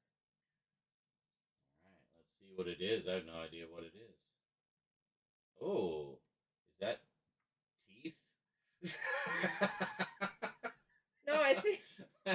Oh, it's rocks. Okay. I think it's, A necklace made from the teeth of our enemies. This really should belong in the family. The And family that killed all those people. and it has matching earrings. I think it's supposed to be, like, polished amber. Yeah, it's like little rocks or something. Oh, that's interesting. I wonder what that's even from. She said it used to belong to your mom. Just a gift that she had, I guess, from Dad, maybe? Maybe, but they wanted it to, like, stay in the family. That's so bizarre. So I guess this is a family I have heirloom no now. recollection of this item, but okay, cool. Neat. Cool. Good for you. Take good care of it. Pass it down through the generations. You have an heirloom now. Okay. There you go. And for anyone looking 100 years from now, wondering where that heirloom originated, and you finally found this video after all your searching, that's it. That's the whole story. It was. We don't know. We don't know. Very nice. Yeah. I feel very important now. You feel important. You were given a precious family heirloom. Oh. Tablet just dropped into the abyss of the chair. Oh my god. There we go. Okay. Oh, I got other stuff here. I think this is just like family photos and things. I assume so. Probably. Holy moly. It's like, oh my god. Letters. What is it? Oh wow. So those of you who are watching the retro Christmas might understand some of the significance here. This is letters from my Nana and Grandpa to my my aunt. I wonder why she sent them to me from like the 80s and 90s. Those are really cool. Like, they look old. Yeah. Like, I mean, she doesn't even live. Look at all these old addresses. Like, holy moly, that really takes me back. These letters go back to 1977. Holy crap. That's crazy. What's, maybe the note says something. November 30th, 2023. Hi, Sean and Cass. The something envelopes contain letters your Nana wrote me. I have been dividing my stash of letters from my mum to distribute to nieces and nephews to have letters in their Nana's handwriting. Oh, that's an interesting idea. This way, it is a memory for all to have from your Nana. Wow. Well, that's actually really cool. Holy moly. And some of them are Christmas cards. Oh my god, they're like Christmas cards with letters in them and stuff. Holy moly, what a treasure. Really wish I could read cursive. Have to figure out how to read Nana's handwriting. It's actually, her handwriting's not too bad, but, wow, that's great. So you do a card, just do a big long ramble in the card, and then have addendum pages added in, because my goodness, there's never enough. That'd be quite the read on Christmas. Yeah, she always, like, both Nana and Grandpa were big about letters. That's awesome. Wow. What a treasure. Like, that's like a really personal, that reminds me of, the Garfield Christmas special where he finds all the grandmother's old letters. That literally just happened. So, spoiler, Cass, I think I know what's in your package. But, yeah, very cool. Next we got Morgan. Next we have Morgan Entertainment. Sent us a big box of stuff. Don't show the address. Did you open this a little bit? Oh, you did. Okay. It's not wrapped. Okay. Well, here, I'll just keep it down here then, and we'll. Hey. Well, right off the bat, look who's here! I see my boy, He's the got a Hulk. big butt. He is huge. Holy moly! I actually had one of the old Mego Hulks from many, many moons ago. Look at his butt. That's cool. Is this? Oh yeah. Got a dumpy on him. Hulk's got that badonkadonk. So I'm guessing this is some kind of motorized thing. Hulk walk. There. Very natural. Hulk walk. That's so cool. There's a bunch of buttons on the back. I'm guessing it's supposed to be electronic or something. I don't know. Anyway, very cool. This is way bigger than my old Mego one, by the way. That's awesome.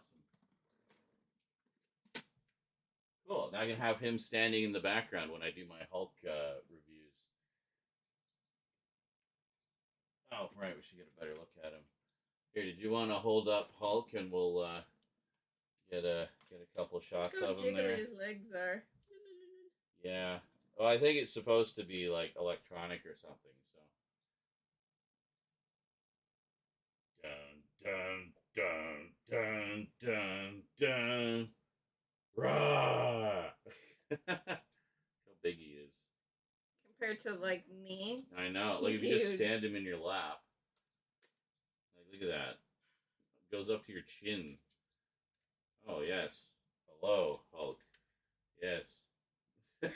Very most honorable Hulk. All right. And what was You that? punched him in the face. Sorry, Hulk. Rah! Just calm down. What was the other one? We got Jigsaw. We got Jigsaw. With little floppy limbs.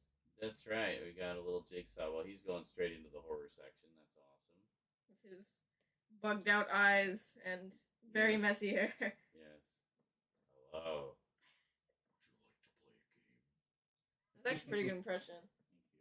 Thank you.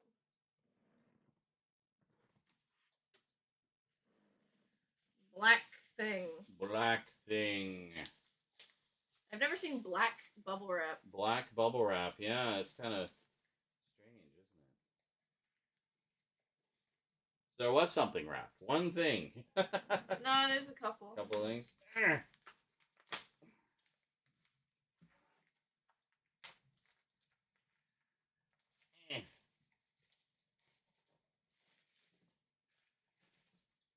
Oh, Ooh. more Hulk stuff. Oh my god. We have Hulk shapeable foam soap. What? Oh, it's like, is it like, I don't even know. It's dead. Anyway, I'm guessing it was Hulk shaving cream. That's awesome. I love his little derpy face. Can I see? Yeah, hold on a sec. Strange.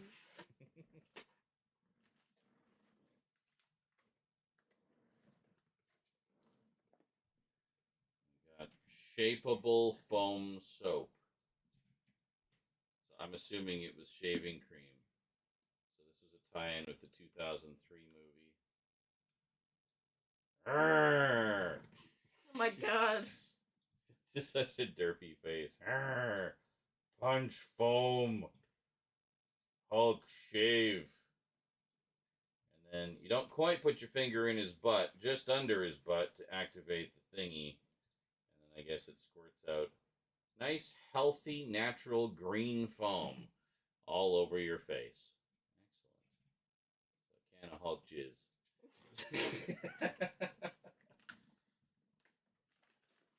you go. Our little collection going there.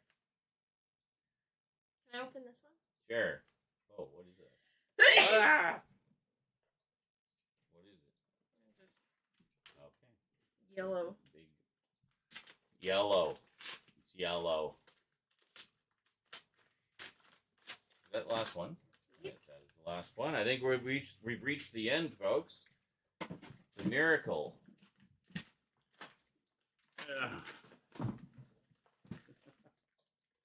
Another jigsaw. Another jigsaw. Excellent. So this one, I guess maybe because this one's in the original shrink wrap. Is this the same? Yep, this is the same, just slightly less yellowed because he's in the shrink wrap. Oh, and this There is we for go. both of us. Very nice. Double jigsaw action. For Sean and Rosie. It's the tissue paper thing you do. So if we just sort of compare them here, we take a look. Oh, that one's slightly yellower. Yeah, it's because it's been exposed to the air, right? So Yeah. so we take a look here. You can see the difference in color. So this is why it's good to keep your action figures in their shrink wrap, folks, and only bring them out when you want to display them or something. Because there you go. The proof is in the pudding. Even the hands. The hands are like noticeable different color there. But you really notice it in the face. Yeah, like he's still got his natural white complexion, and he's seen some shit, man.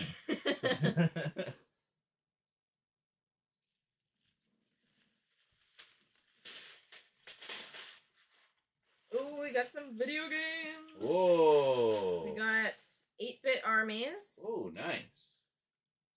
Riot, Silver Unrest. Huh?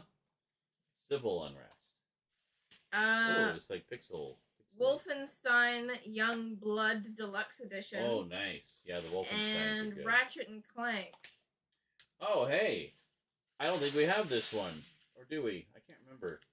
I kind of recognize it, but I don't know if we have a physical copy of it. Yes. We might. I don't know if we have it. We have the movie. Anyway, this is the one based on the movie.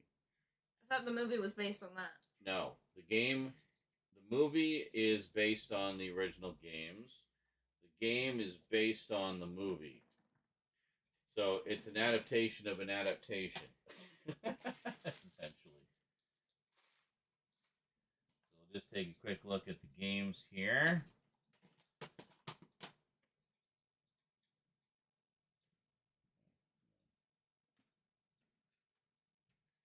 Yes.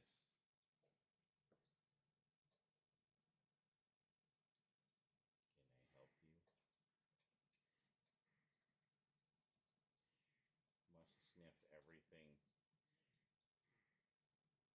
You know, it is with cats. If things change even slightly, they must sniff and investigate and satisfy their curiosity, and there is no dissuading them. Anyway, we got 8-bit armies. Looks cool. Kind of similar to there's a fantasy adventure one that we have. Pixel Dungeon, Pixel Adventure on the PS3. You know what I'm talking about? No. Okay. Anyway, looks similar to that. Also, who's that one we were playing recently? Teardown. Teardown has graphics similar to this, so it's kind of blocky and stuff like that. I forgot. I can move it closer to the camera and you can see more. Anyway, and then we have Riot, Civil Unrest. This looks pretty cool. And just massive crowds of pixely people. So it's just like orchestrate your own riot, I guess. Very topical these days. And then we got Wolfenstein Youngblood. I've lost track of how many Wolfensteins there are. The only one I've ever actually played is the original. Yes. The one where you fight Mecha Hitler. And there we go. And this is the deluxe edition. Invite a friend. But what if I don't want to? Oh, invite a friend. Actually, this is cool. Invite a friend. They play for free. That's cool. So it just has built-in share play, basically. That's neat. That's actually pretty... Most companies don't do that, so kudos for them.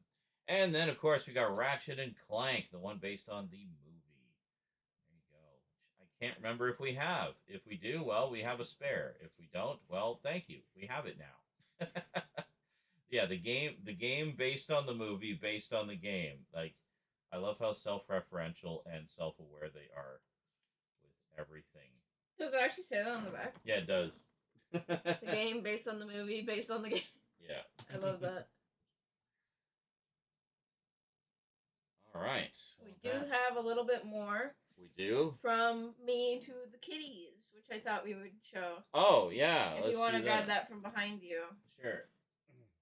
It's on the table. Get away from where my glasses and everything are. So we got this one for Eclipse. Eclipse. And we You got want to come here? this one for church. You want to come see your gift? Want to see what you got? Come on. Come here. Stop looking horrified. They're confused.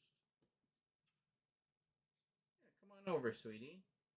Oh, big stretch. Oh, I got stuck in the stretch. Come here. Yeah, come on over. Oh, Quite good. There's stuff for you as well. look. This one's for you. And there's one for you too, Church. Don't worry. So, for Eclipse, this is your stocking. Little E on it. We got...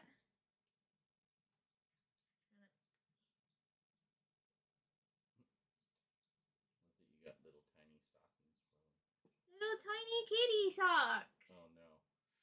I don't know how well this is gonna go over. She's like, uh-oh, I must escape. Come here. I can't wait to see you try to put Church in these. Eclipse is pretty chill. Church will tear your face off.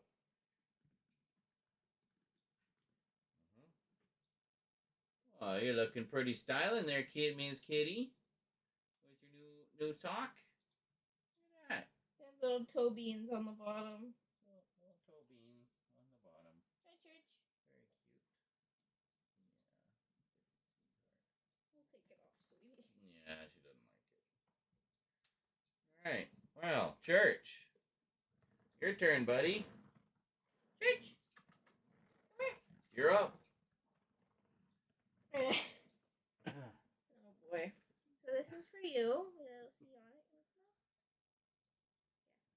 Pass the sniff test. That's Church's. Very nice.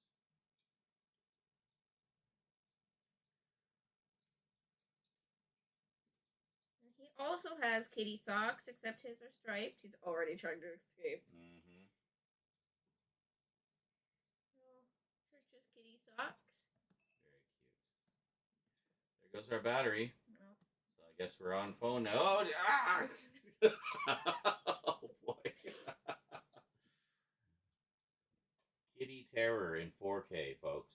Enjoy. Oh. It's okay. It's okay. I just want to see how you look in your booty. Ah. Can I put one on? He doesn't like having his paws touched. He's very, persnickety about that. Just one? I did not see this going well. No. Oh, and he's gone. It's like, nope, I'm out of here. But anyway, they're very cute. You didn't like that, eh, Church?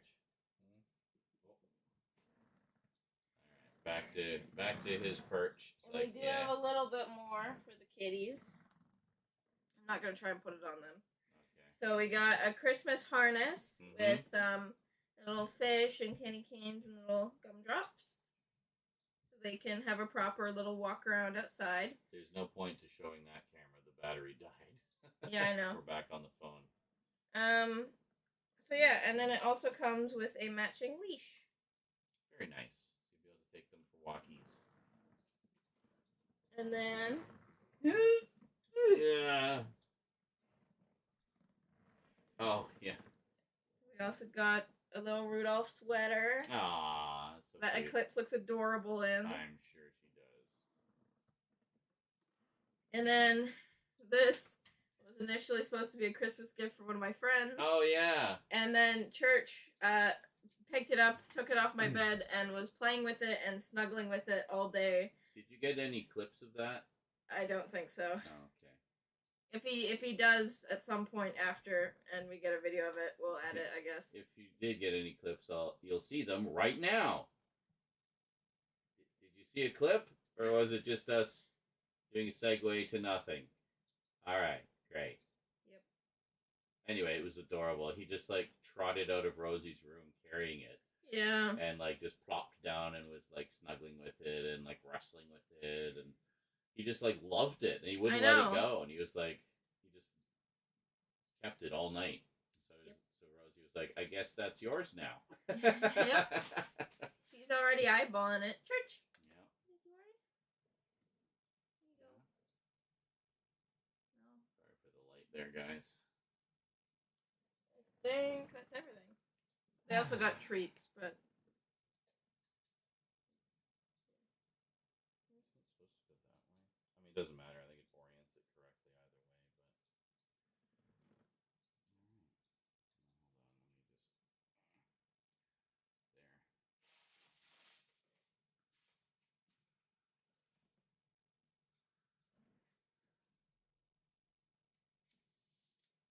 There. My arm is the selfie stick. I can't see us. I'm assuming we're in the camera. I think so. Hi. Anyway, we do have a little bit more. Rosie has a present coming for me Yes. sometime in the next week or so, I think. So There could possibly be a Nana package. I'm not sure. Nana's, I don't think Nana's sending a package. I think she's just sending us an Amazon gift card this month. So for Okay. this year sometime. But if anything else shows up, we'll do an addendum. Obviously, we don't generally post these like the next day. Yeah, it takes a while. Yeah, we'll get all the pieces put together. This one's gonna be an editing nightmare. Got a lot of pieces to put together. This one with the camera issues and the phone issues and everything. But I think they're playing with the tree. But I think after all the end of it, it should be pretty good. We got lots of kitty action. She gave you such a major side eye just then. Yeah. Anyway, my arm's getting tired, so we'll see you in whatever's next, and if it's nothing, well, Merry Christmas and Happy New Year. It'll be something. We'll see you in the next one. Yep. Oh, God, what a pain to film that one. Holy crap. I can't believe we're done. It's nice to have all the stuff, but like the technical difficulties were very annoying. Nothing to do with you guys. It was entirely. I am actually going to go check the mail just in case. All right, I checked earlier. There wasn't anything, but oh.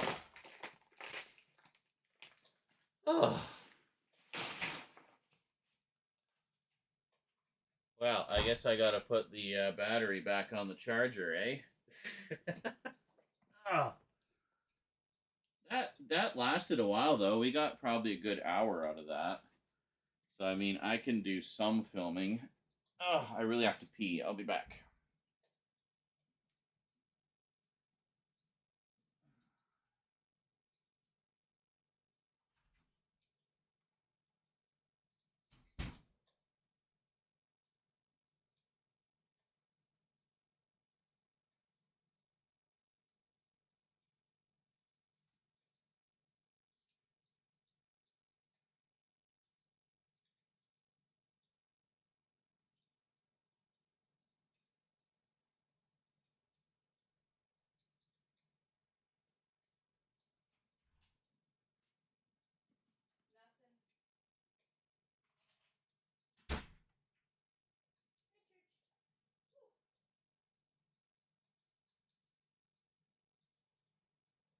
Where do you go?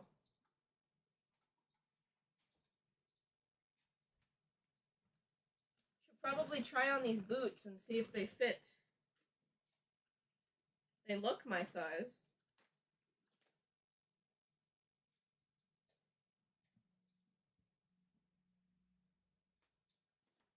There we go.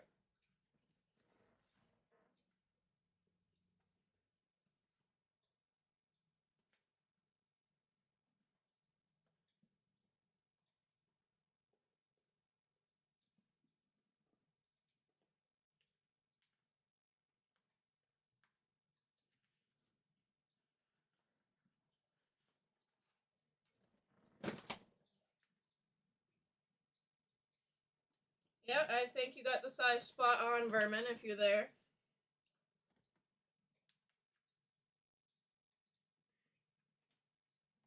Sweet! I very much like astrology stuff and purple. So, can even...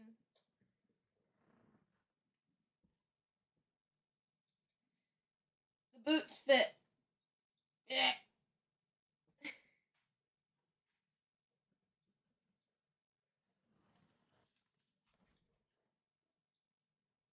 Hey, Dad, the boots fit. Check it out. Huh? Check out the boots. Very nice. Church pod, yeah. Did you? Hi, sweetie. Or buddy.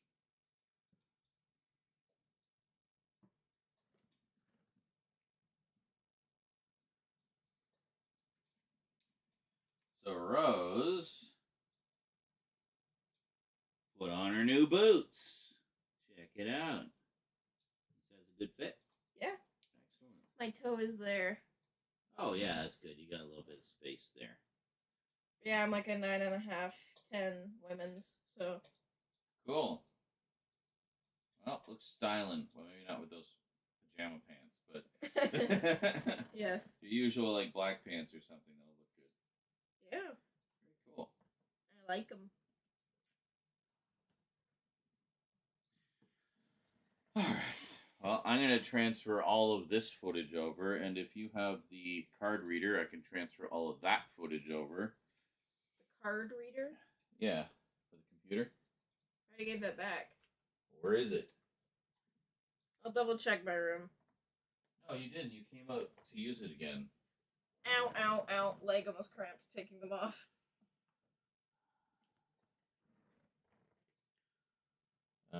Shit.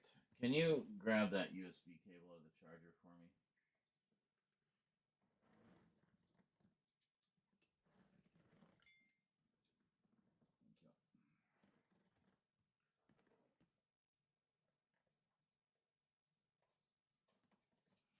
There we go. Well, thank you guys for all the stuff. Everybody that sent stuff. Yeah, thank you so much, guys. That was amazing.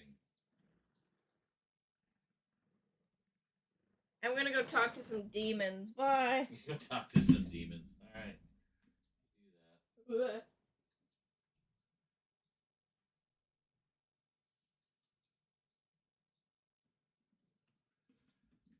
Go.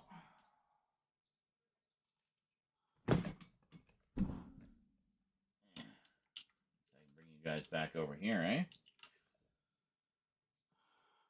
The disaster. Yeah. It'll be fine once we just weren't quite diligent in taking out all of the wrapping.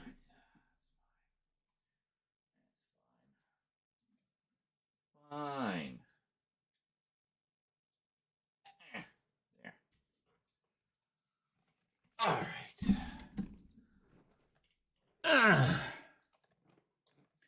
Yes, a Biff pile of packaging. Lovely color.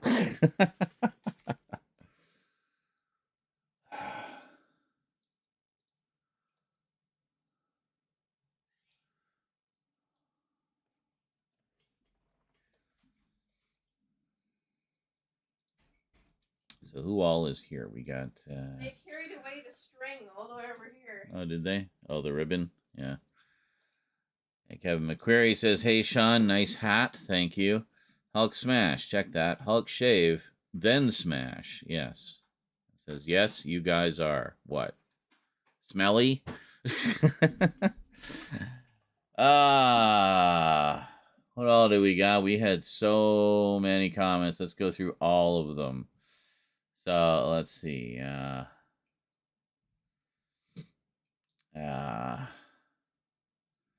Right, we're talking about Doctor Who a little bit. Oh, it's She-Hulk 10. She-Hulk 10 was the mystery subscription when I was on the other side of the room. 8 months. Thanks so much, She-Hulk 10. Appreciate that. I actually have some She-Hulk comics right next to me, coincidentally. Specifically, the latest 2 volumes of the Rainbow Rowell series. Very good. Highly recommended. Very fun.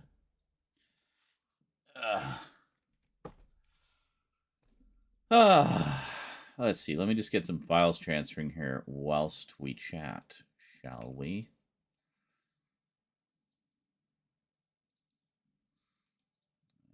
Hold on.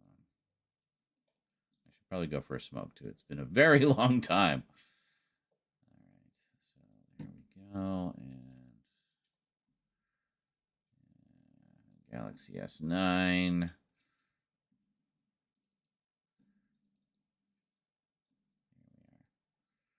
So yeah, we had about 55 minutes of 4K footage yesterday. What did we film today?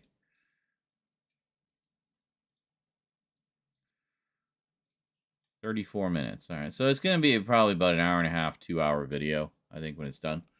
So not as long as the 2022 one, but should be pretty good.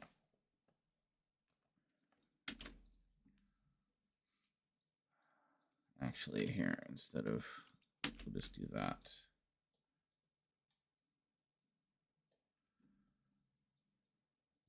Okay.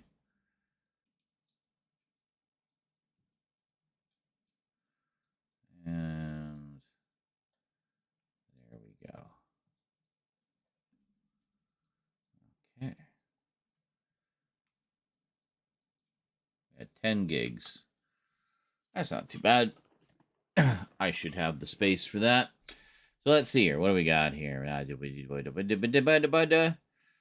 She-Hulk 10 said, Merry Christmas and Happy New Year, and dropped another 100 bits. 100 butts all over your face.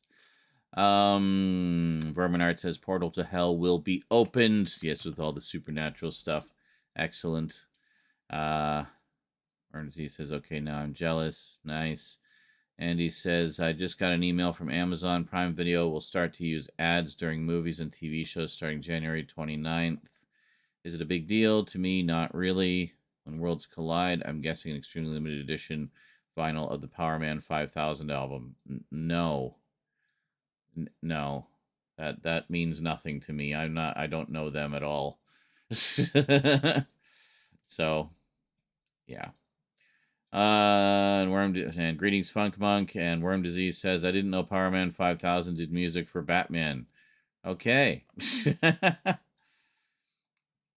Vermin Funk says, are they still opening your package, Vermin Art? Yeah. I went epic. You did. That was crazy. Oh, and apparently the earphones for the Spirit Box were broken. That's important. Important to know. But any will plug in. Yeah, it looked like a standard headphone jack. 3.5 millimeter jack. Permanent, you're very generous and kind doing this for them. Thanks, from TNA Dan. Thanks, TNA Dan, but I've known Z a long time, and he's a good friend, so no different to any of my other friends and family, really. Aww. Such a sweetheart. Very true, but still very generous of you, especially in these times. LOL, just out and out murder the old bloke. What? I'm guessing that was in reference to something. Funk, LOL, hairball. Oh, and Eclipse almost hurled all over the presents. Yes. That must have cost a lot to ship. It did cost me a fortune. 2 packages because it was overweight. Yeah, and then it cost more because we had duty on one of them. Duty. Like $45 in duty. Of course, the bigger, heavier one, so we had to carry that home. Rose was very diligent, though. She actually carried the box while I carried all the groceries we got that day. Scully's like, okay, I'm jealous of that board game. Hey, come on over. We can play. We can play 2 players. Come on, let's go. Vermin Art is Santa Claus to Z and Rose. I know. Like, yeah, I might have a problem. Every time I go to IKEA, I steal about 2,000 pencils. These stolen IKEA pencils, yeah. And Funk is off to bed. Apparently, he just went too long for Funk. Well, you can always watch the VOD. And, yes, lovely color crown. Scully says, the phone is easier to hold with the pop socket on the back. Yeah, I know, but I did that for the thing, but yeah. Anyway, that is a chonky Hulk. Black bubble wrap is the most gothy of bubble wraps. Hell yeah. You have to milk Hulk's prostate to get the cream out. I love it. Worm Disease likes Wolfenstein Young Blood. Roberto Barnicati, first time chat, says, I remember when I was a kid and Burger King gave away cardboard crowns with the purchase of their equivalent of a Happy Meal. Yes, they did. TNA Dan says, just got my Christmas Day turkey korma ready for slow cooker. LOL. Pigs and blankets, the British version. LOL. Sprouts, roast potatoes, carrots, and Swede mashed potatoes, and some onions. Well, that sounds good. Yeah. What are them boots made for walking? Oh, they are. That's just what they'll do. One of these days, they're going to walk all over you. Scully says, Vermin puts my packages to shame. Well, there's a few package senders that honestly, I don't know if they're in competition with each other or what, but they seem to send some pretty epic packages. I've still got 2 packages from Frank that just arrived recently. They weren't specifically part of Christmas, so I'm just doing them as their own separate thing. What else? I've got 2 more from Morgan, one of which is Halloween, one of which is birthday. What else? Is that it? I think that's it. Yeah, and I think that'll bring us all up to date. So we got 2 Frank packages, which I don't know how we're going to do them. honestly. We'll just have to figure out, well, first thing we should do is get that battery charged again. I really got to try to find the other battery. Because if I can at least have, because I mean, that's what I had originally, was when I first got that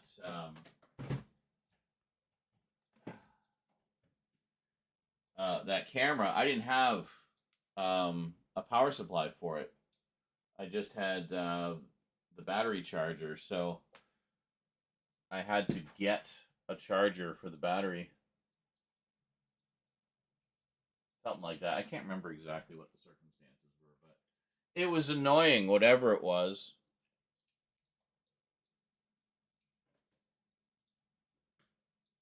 There we go. Back on the charger.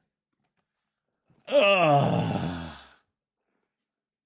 Scully says, I was going to send 2 separate packages, but I think it may be cheaper for me to combine them, so now I got to get a bigger box. Oh, wow. Just going to town there. You are watching The Exorcist. Cool.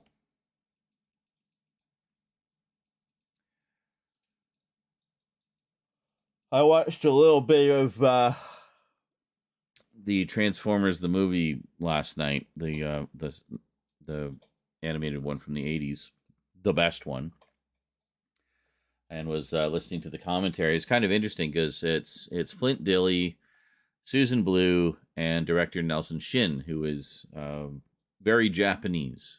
English is clearly not his first language. Very thick accent.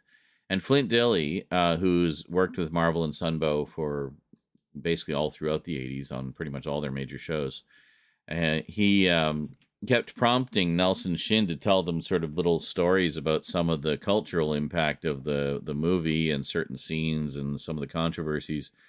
And I don't think he was quite picking up on what Flint was saying, because he didn't. He would just he'd say, "Tell us about the controversy about this opening scene, Nelson." And it's like, yes, this is Unicron. He eat the planet and for the energy, and that is what he's doing here. It's like, yeah, that's totally, thanks. Like, nothing about any kind. He just didn't sort of clue into that side of it. So, yeah, here we go. You saw Believer and Godzilla -1 the other day. Both really good. Nice. Not sure what people's problem was with Believer. I don't know. It's people get things stuck in their head, like that things aren't a certain way, they hate them. And it's like, well, it's not about what you think it should be. It's about what kind of film the filmmakers are trying to make. So, I mean, whatever. I mean, I thought it looked interesting from what I saw, where it was 2 girls instead of just 1. So it's obviously not a straight up remake of the original already right out of the gate. It is different. So, I don't know. But I've heard nothing but good things about Godzilla -1. I definitely want to see that one. And I shall one of these days. All right, Scully says, I didn't hate it. It was a good concept. I did see a review that said it wasn't scary. Well, whatever. I don't put much stock in those. It's like, it wasn't scary. It's like, okay, it wasn't scary for you. It might be scary for someone else, because fear isn't just about making you jump out of your seat.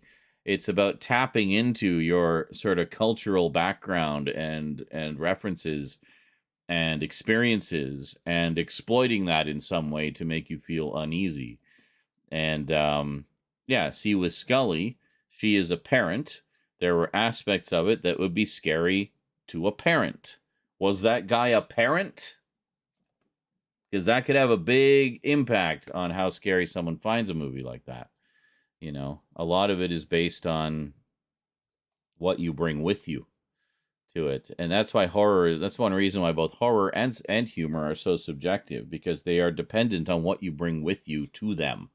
So if you don't have certain experiences in life, there's certain aspects of such stories that may not resonate with you as much as someone who has had those experiences.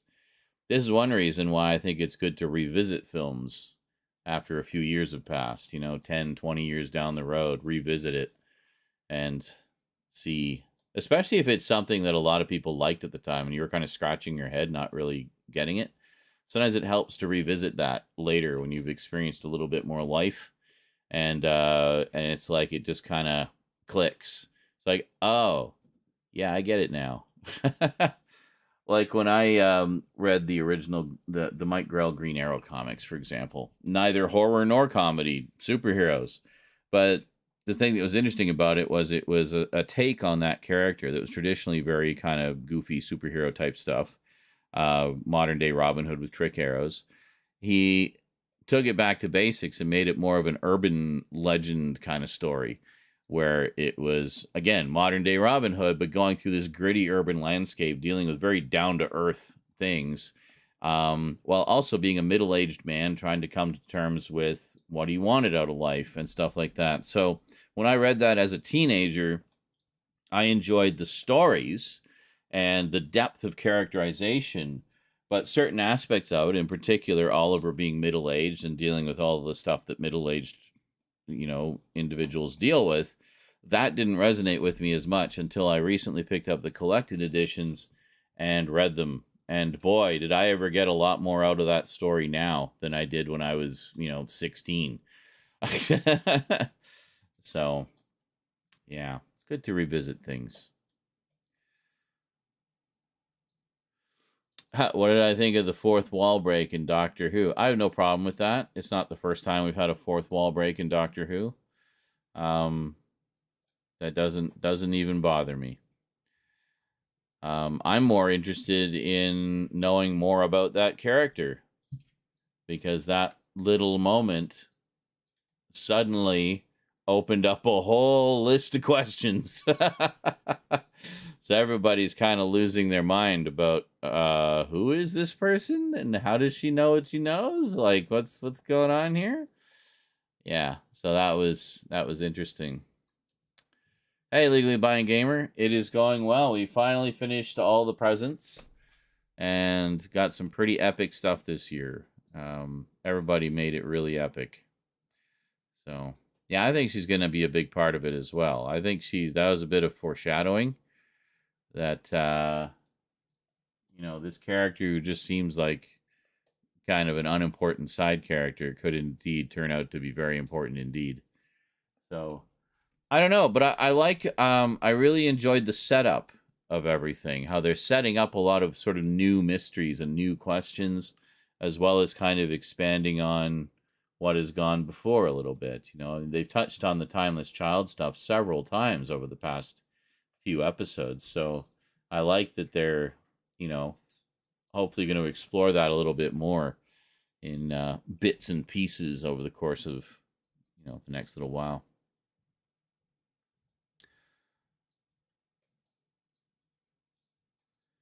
See, a lot of people are, was it Michael, the collector, was talking about this on the Discord the other day. A lot of people are saying, oh, multiverse this, multiverse that. But Doctor Who doesn't really do multiverses very much. Once in a while, they'll do like a parallel universe. But that's not the same as a multiverse thing, where it's like every thread goes off in another direction. No, a parallel universe is just like, it's kind of like Sliders, where it's a parallel Earth, where some things are the same, some things are different. But it's not quite the same as what multiverse theory is, where it's like every decision you make splits off into another universe. Yeah, that's what I was thinking. That's a possibility, or she could be a red herring regarding that, and that could have been someone else. Says maybe she's the one that picks someone's tooth up. Yeah, but I remember the last time they did a gag like that, in that case, someone picking up a ring. It was a long time before we got any kind of answer as to who that was. And so I don't know that they would be necessarily touching on that in the following episode. It feels too soon to me. I feel like they want to let that mystery linger for a little bit. But I don't think she's the one that picked up the tooth. I think she's connected to something else. So, something we don't have all the pieces of yet. So be patient. We will find out in due course, and then it will all make sense. But I did like that aspect of the special of planting seeds for things. I don't think that's Ruby's real mom. I think in that respect she's definitely a red herring. But yeah, I think that that's something that was set up, was the mystery of where Ruby came from. So and I think that's something that the Doctor and her will kind of bond over, and already seem to have bonded over a little bit. How he just discovered recently that he was technically adopted, and doesn't actually know where he came from. You know, all he knows is, hey, what are you doing?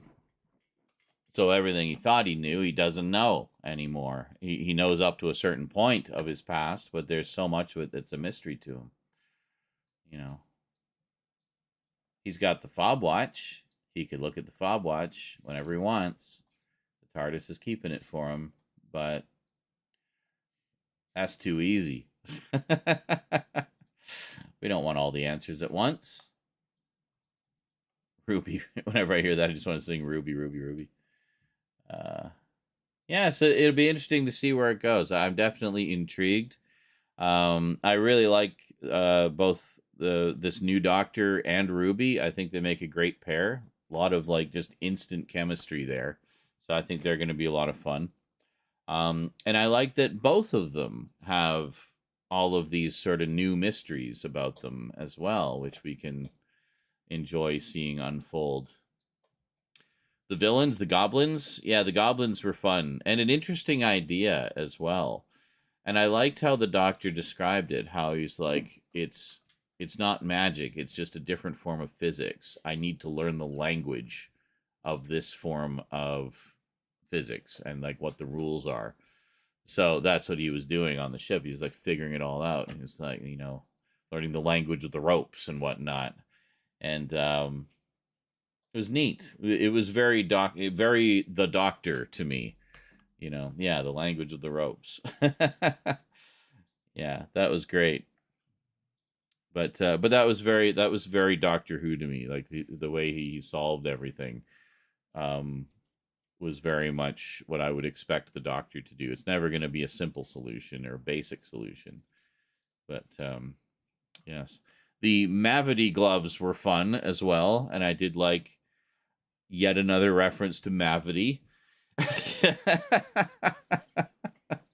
I like how that's becoming a running thing. I wonder, we're sort of looking at it as a bit of levity that Newton remembered the word wrong, and that's what the word became. But I'm wondering if that's going to have some kind of overtones to it, or if it's just going to remain a bit of levity. I don't know. But I like it because it's just a bit of silliness thrown into the mix that they'll bring out occasionally. Anytime someone says gravity, they say Mavity.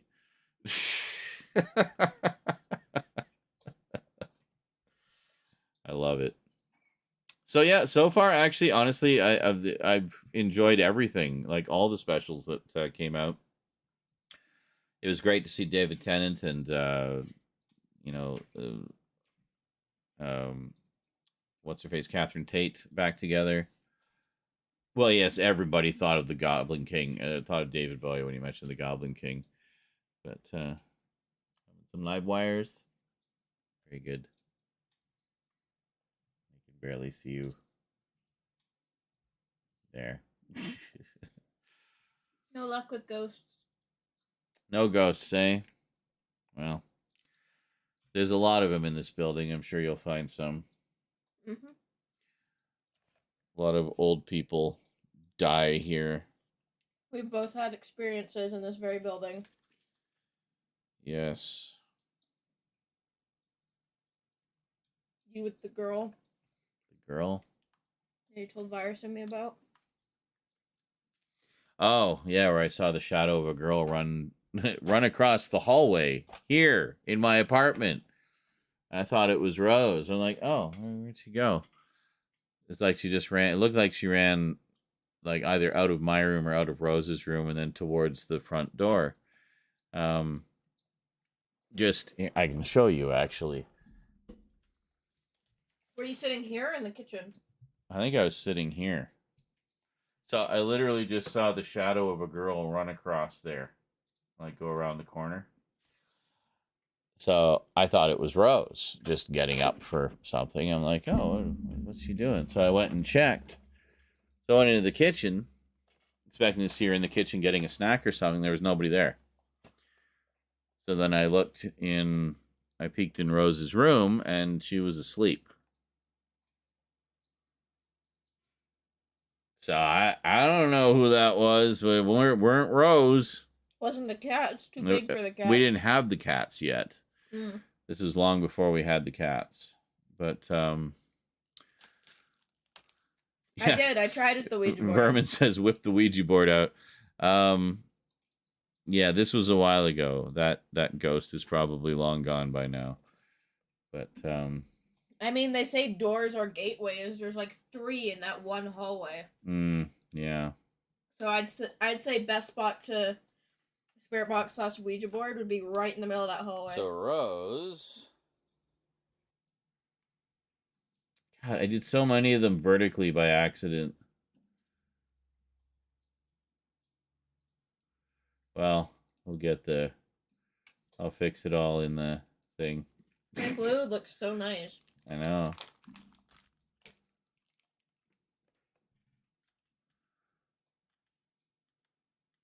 Clips in the background. Guys, it's like my face grease soaking through the crown. Like, God, I just look like such a greasy bum.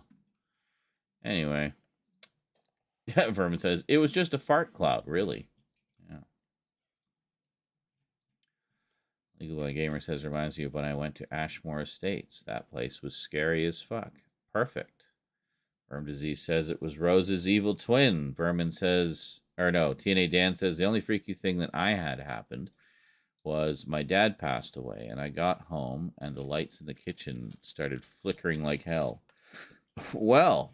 Yikes. That's terrifying.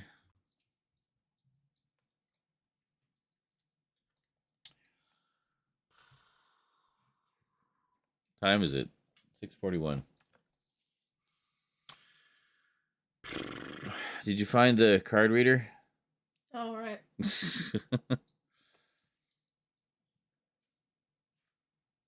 You had a strange experience when your dad passed away? Yeah, Rosie was pretty sure he came to visit us a couple times.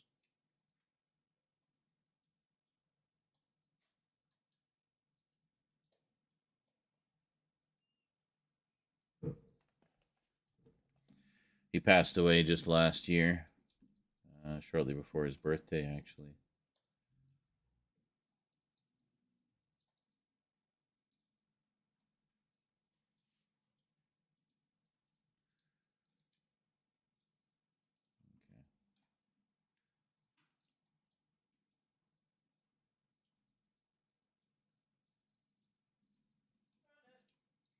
There we go. Yeah, no. Regarding my grandpa and your dad. Can you plug it back in? There should be in the back. There should be a port there.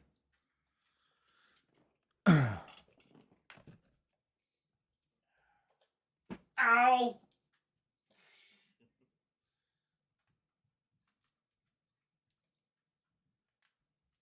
Get it? There's no open port. There should be one. Oh.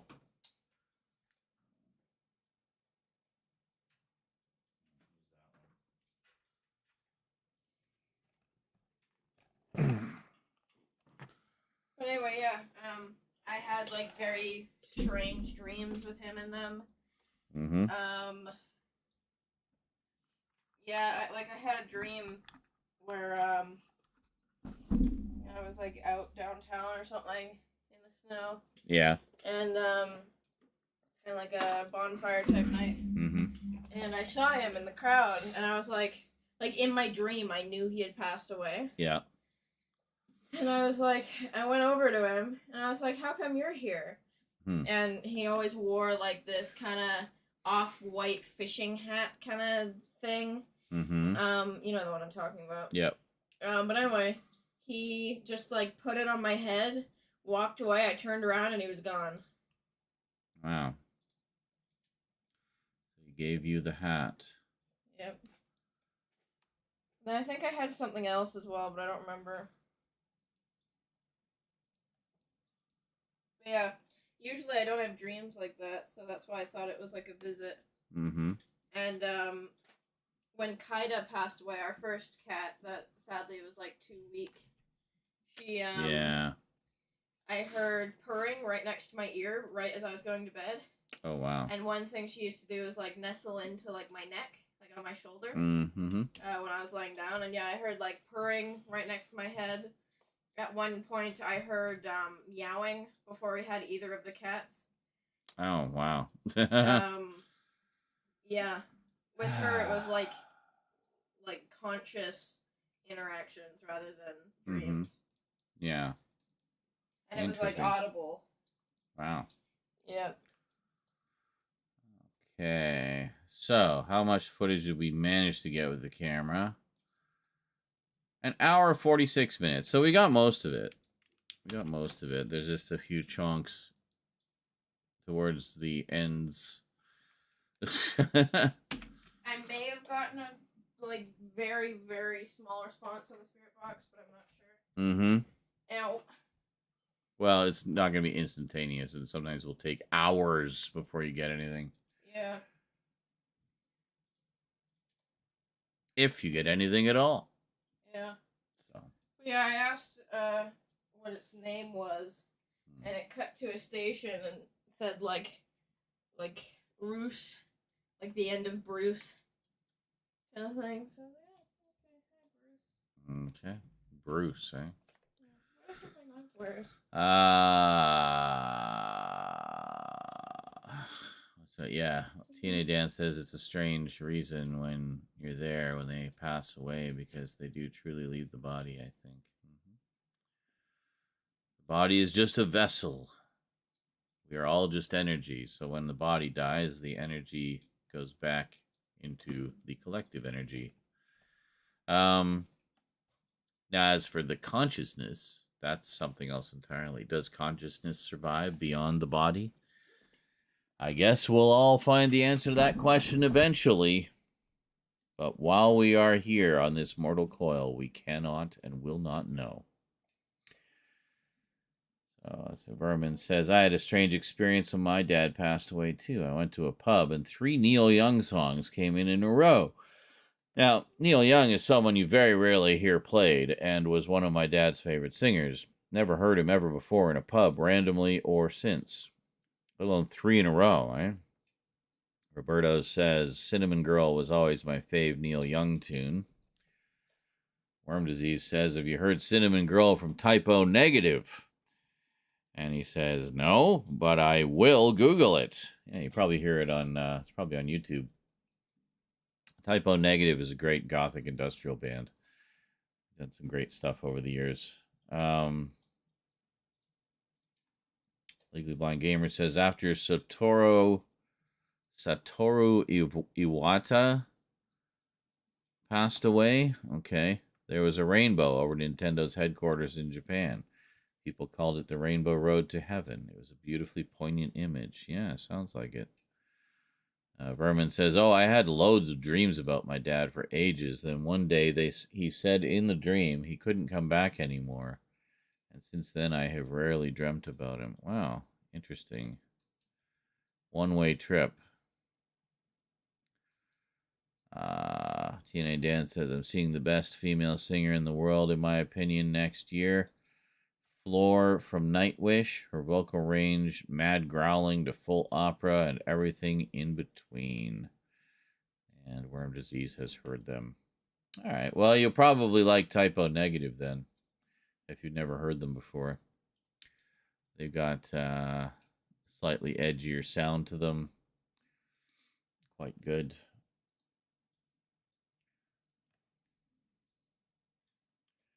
Did some very disturbing music videos back in the day.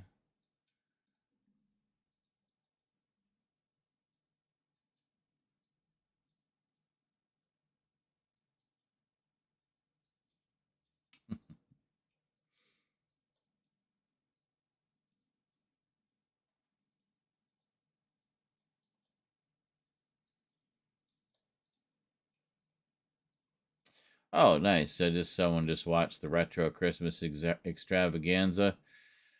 Ah,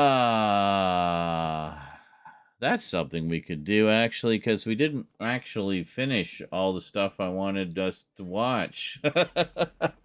We got about 2/3 of the way through, I think, but there was still a bunch of it. We had just gotten to the new stuff that you guys had never seen before, and then I was too tired to go on, so we quit again. 2 in a row. We're too tired to go on. Be nice to end one where I'm actually still conscious.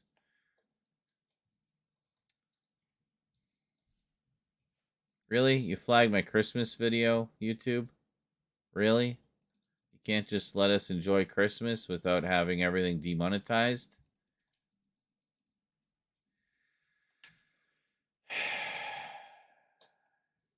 Anyway. What can you do, huh? Still have the occasional dream about my mama, says Scully. Usually ends with me waking up in tears. Oh, Scully. Don't be sad.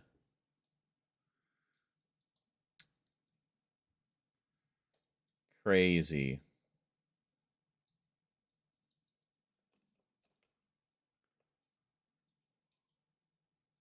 As it Will Layton earlier said, you should buy and play a game called Unmetal. It's basically a spoof of Metal Gear Solid. Cool. Crazy Viking stopped by and said 2 a.m. here. I'm getting up early tomorrow, but have a great stream and unwrapping presents. Well, thank you very much wherever you are now. Have a good sleep. And speaking of which, Furman is also going to sleep. Have a good sleep, but not be. Oh, yeah. He says, well, I'm going to head off to bed. So, Merry Christmas, all, and be good, but not too good. Save a bit of evil. Yes, indeed. Well, I might actually knock off as well. I don't know. We accomplished what we set out to accomplish today. We are going to be doing a big stream on New Year's Eve, so hope everyone will join us for that. I'm probably going to do some other random streams between then and now. I don't really have anything planned. I'm not really looking to do anything major in terms of productivity between now and the end of the year. As far as I'm concerned, this is my vacation, so I will stream, but it's not going to be anything heavy. We're just going to chill. I finished Borderlands. We'll definitely be playing Fortnite on December 31st, because that has become a tradition over the past 5 years. Fortnite does some pretty cool stuff for New Year's Eve. So we will be getting very wasted and playing lots of Fortnite badly while we ring in the new year. So it'll be fun. We've done that the past few years and had a good time. So I hope you'll all enjoy it and join us.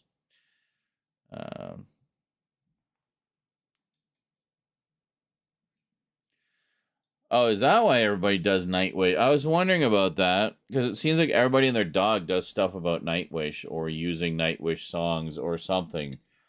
Says that's the good thing about Nightwish label. You can do full reactions and you don't get money, but you don't get copyright strike. Well, okay, that's actually not that uncommon. A lot of music labels will do revenue sharing. Copyright strikes are actually not as common as you might think.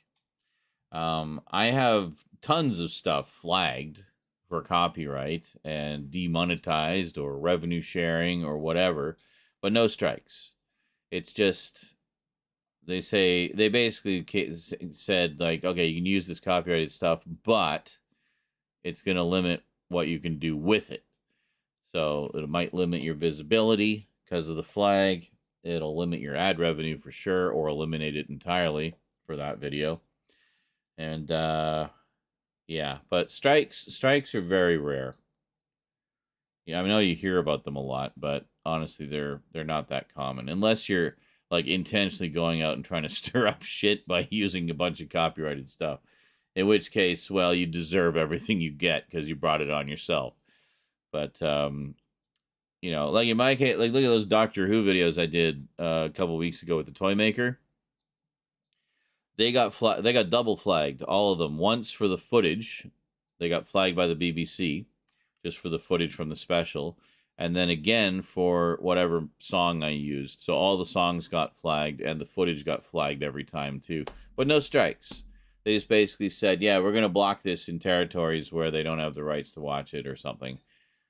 No, that doesn't make sense. Well, they blocked it in territories, I guess, where there were other viewing options, although not for this specific mashup, but whatever. So they blocked the footage in like the UK and Ireland and a couple of other places. It was really odd to me. It's like, but it's Doctor Who. It comes from there. So, I don't know. I guess they're just really pushing iPlayer and don't want anybody showing anything that isn't on the official Doctor Who YouTube page. Anyway, so so it actually wasn't the music that got it blocked all over the place. It was the footage. All the music did was demonetize the video. I didn't care about that. I wasn't doing those for the money. If anything, I was just doing it for the views. I just figured, this might bring in some views. But mainly just because it was funny. It was fun to set that scene to a bunch of different songs, and I was quite impressed by how well most of them fit. Actually worked quite well. So, very cool. Now, if you're in the UK, as I mentioned, you can't see those videos. You probably didn't even know I made them.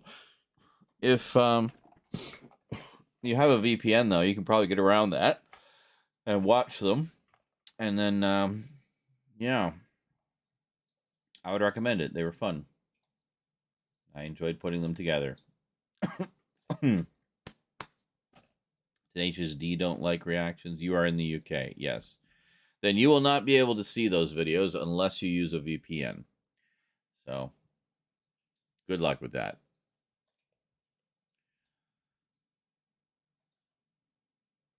I did four. Mashups of the Toymaker dance number and set it to different music, and it was a lot of fun.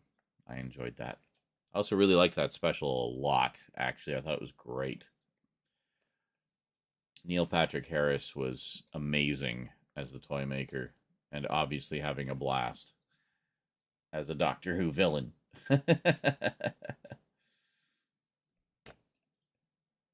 The making of that is really funny too, where Neil Patrick Harris is saying, like, God, they said they wanted to have me do this big dance number. And it's like, oh no, I'm not a dancer. And then they cut to Bonnie Langford, who has been a dancer for most of her life on stage, done a lot of stage stuff. And she said, Neil's a dancer. So, if Bonnie Langford says you're a dancer, then you're a dancer, whether you think you are or not.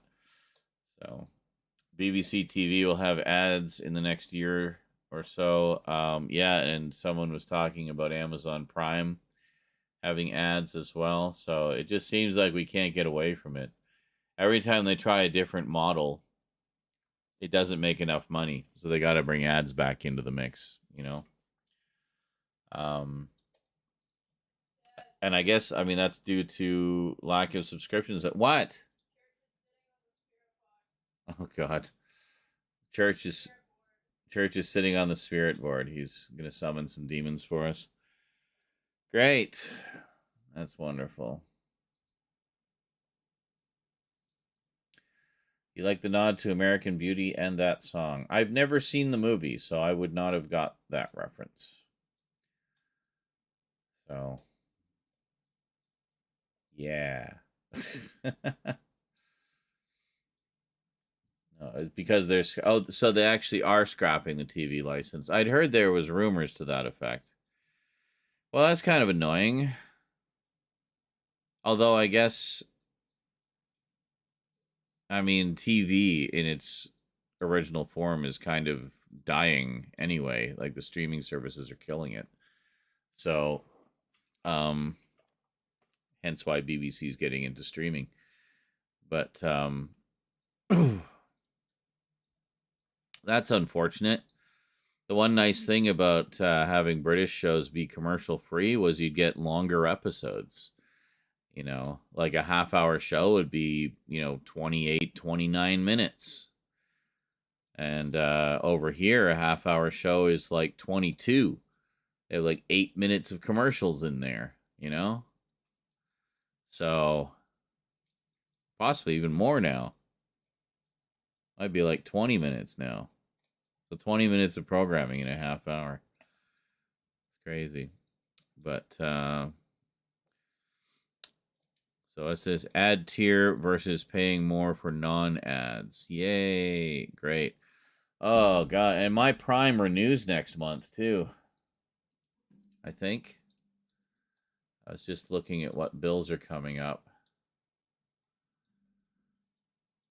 Yep. Renews January 13th. Well, shit.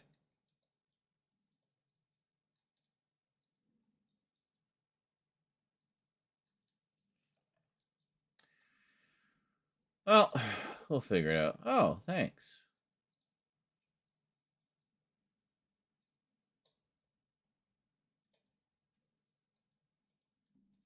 So I just got a follow from someone that I've been following for a little while. That's always nice.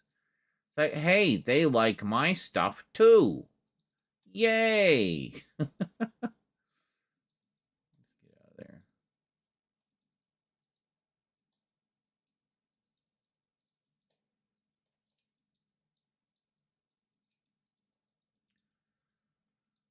All these tabs, just close. Jesus.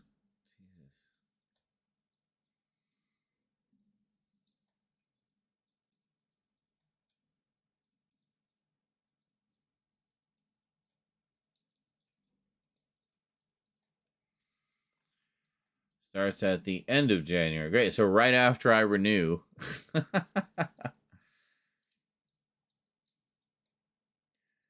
BBC have no end of troubles and controversy with Jimmy Newsreader. I don't know what you're talking about. I don't actually follow a lot of stuff about the BBC. I just only if it relates to shows that I like. So if there is controversy, I am not privy to it.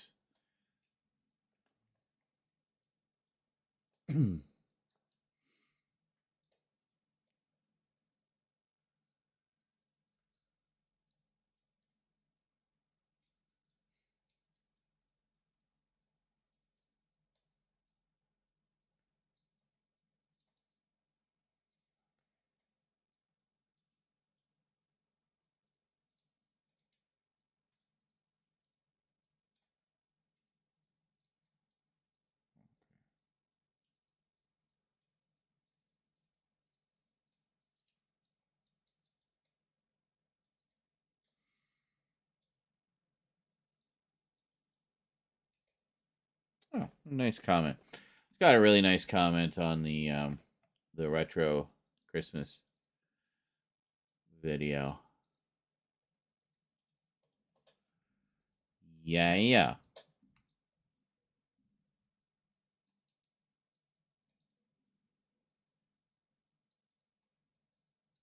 Now I just want to be a lazy butt.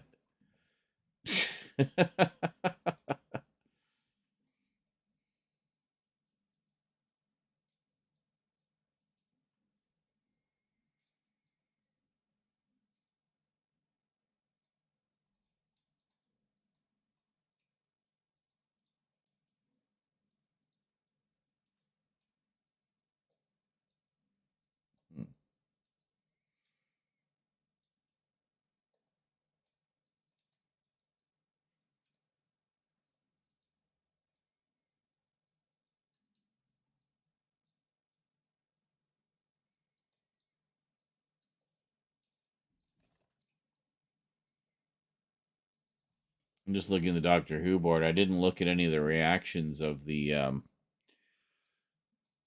that people had to the special yesterday because I hadn't watched it yet.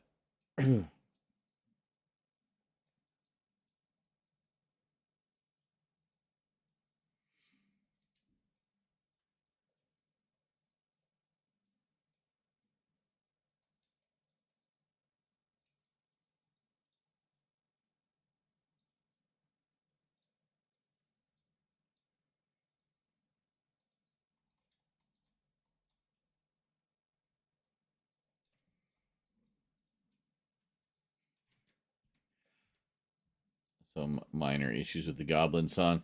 I didn't have an issue with the Goblin song. Jimmy Savile, dude, that was years ago. Why are you talking about Jimmy Savile now? Is it still relevant now? I thought that was dead and buried now. And there was a newsreader recently that was up to no good. Oh, okay. But yeah, the Jimmy Savile thing, I mean, that was years ago. Let's just all put that behind us. Is it some Prime things have already... Yeah, but is it... He says, I've already had an ad at the beginning, but I haven't seen any while. Yeah, but is that an ad for just another Prime show, like what Netflix does? Or is it an actual commercial for something? Like, that's different. Like, most streaming services, you'll see an ad for another show on that service, and that's it. And only at the beginning and end. You won't see it during the show. So, yeah.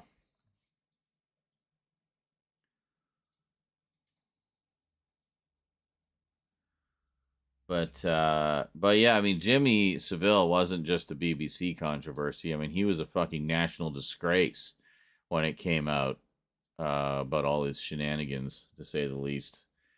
Um, because I mean, his fame extended far beyond just the BBC. You know, I mean, he was kind of an institution.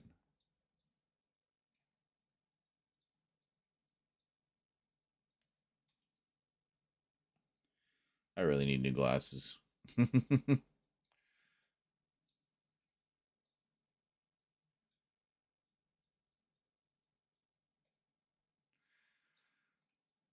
would like to, but even ITV today, he doc film about him recently with Blackadder himself. What? With Rowan Atkinson as Jimmy Savile? What? That's so bizarre. I can't imagine that. Crazy. Well, I did see the Netflix documentary, A British Horror Story, which was a two-part feature-length documentary about that whole thing. And that was interesting. Yeah.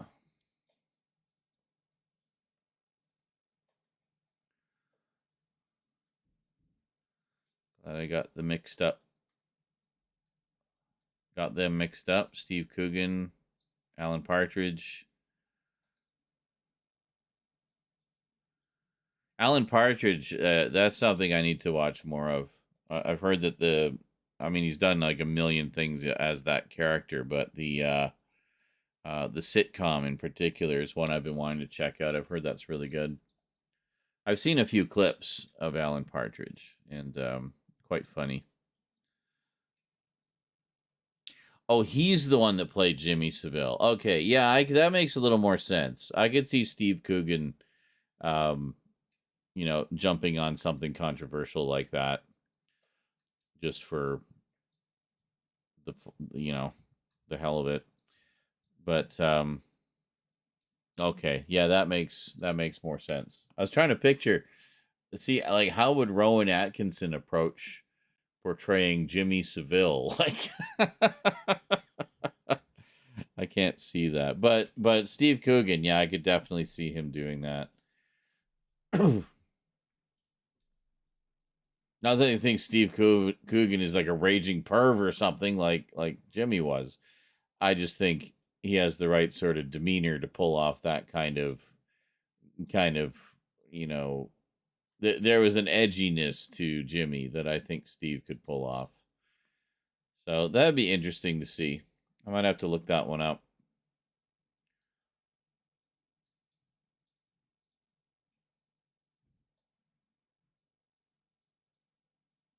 It was so dark and so...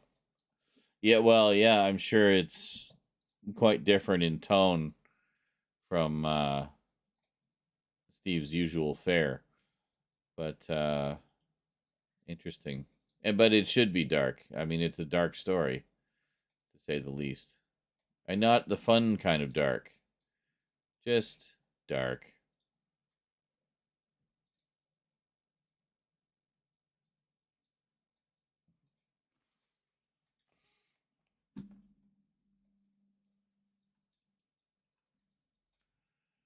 Derek. You started watching WandaVision, Worm Disease. Yeah, I got to get around to those. I got to get caught up on the MCU movies one of these days. I will. I'm kind of burned out on all that stuff, honestly. There's just so much of it that I just got overwhelmed until I'd fallen so far behind. I'm now just even more overwhelmed, and I just don't even want to think about it. So I'll catch up eventually. And then I got all the other shows to watch. I really want to watch that Loki show, actually. That looks like fun. And What If?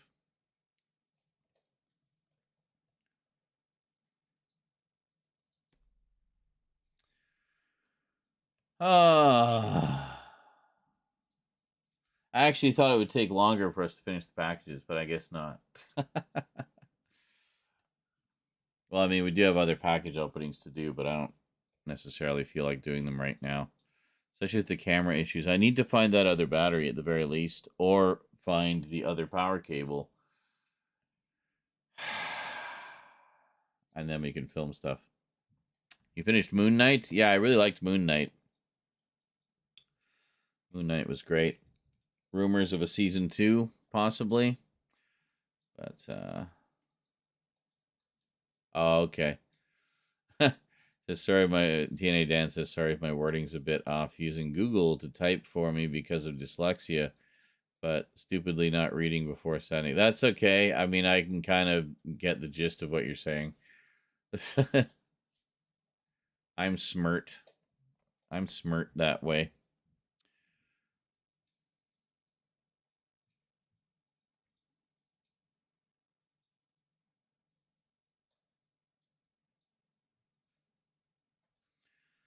Yes, indeedly doodly.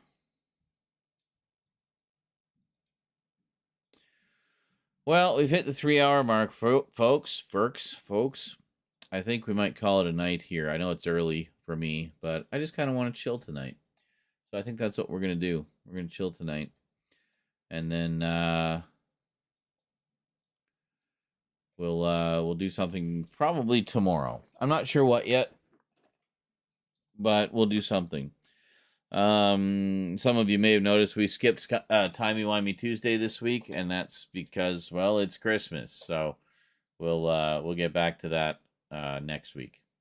We'll be watching the Dalek Master Plan, which is sadly incomplete, but I have a very nice reconstruction of it done by a fan, and of course the 3 surviving episodes and all the surviving clips and whatnot. So we'll check that out next week for Timey-Wimey Tuesday. Meanwhile, I'm going to head off and I'm going to chillax and just enjoy my evening. Maybe watch a little boob tube. Maybe watch a movie. Might read some of the stack of comics that I got from Vermin. I don't know. We'll see. You mean next year you'll get back to you? Well, yeah, I guess. Let me see. When's the next Tuesday? Yes.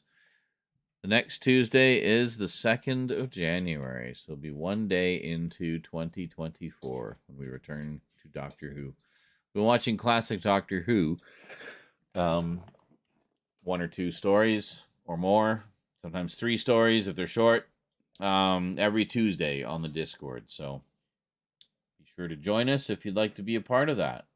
All are welcome. I basically do like live reaction and commentaries as we watch. So if that annoys you and you just want to watch the show uninterrupted by my irritating voice, you can just mute me and then watch the show. There you go. Very nice. Anyway, have yourselves a great day or night, everybody. Merry Christmas, Merry Xmas, Happy Hanukkah, Happy Kwanzaa, Happy Holidays. Whatever you celebrate, I don't even know what they all are. I know there's a bunch around this time of year, but whatever you celebrate, whether it be something or if you celebrate nothing at all, hope you have a good day. So I will see you next time, ladies and gentlemen. Until then, thanks for watching. Big thanks to She-Hulk for the sub and the bits. Hopefully next time we'll get some donos going. It seems to have slowed down to a trickle over the past week or so. And we'll see you next time. Till then, sayonara.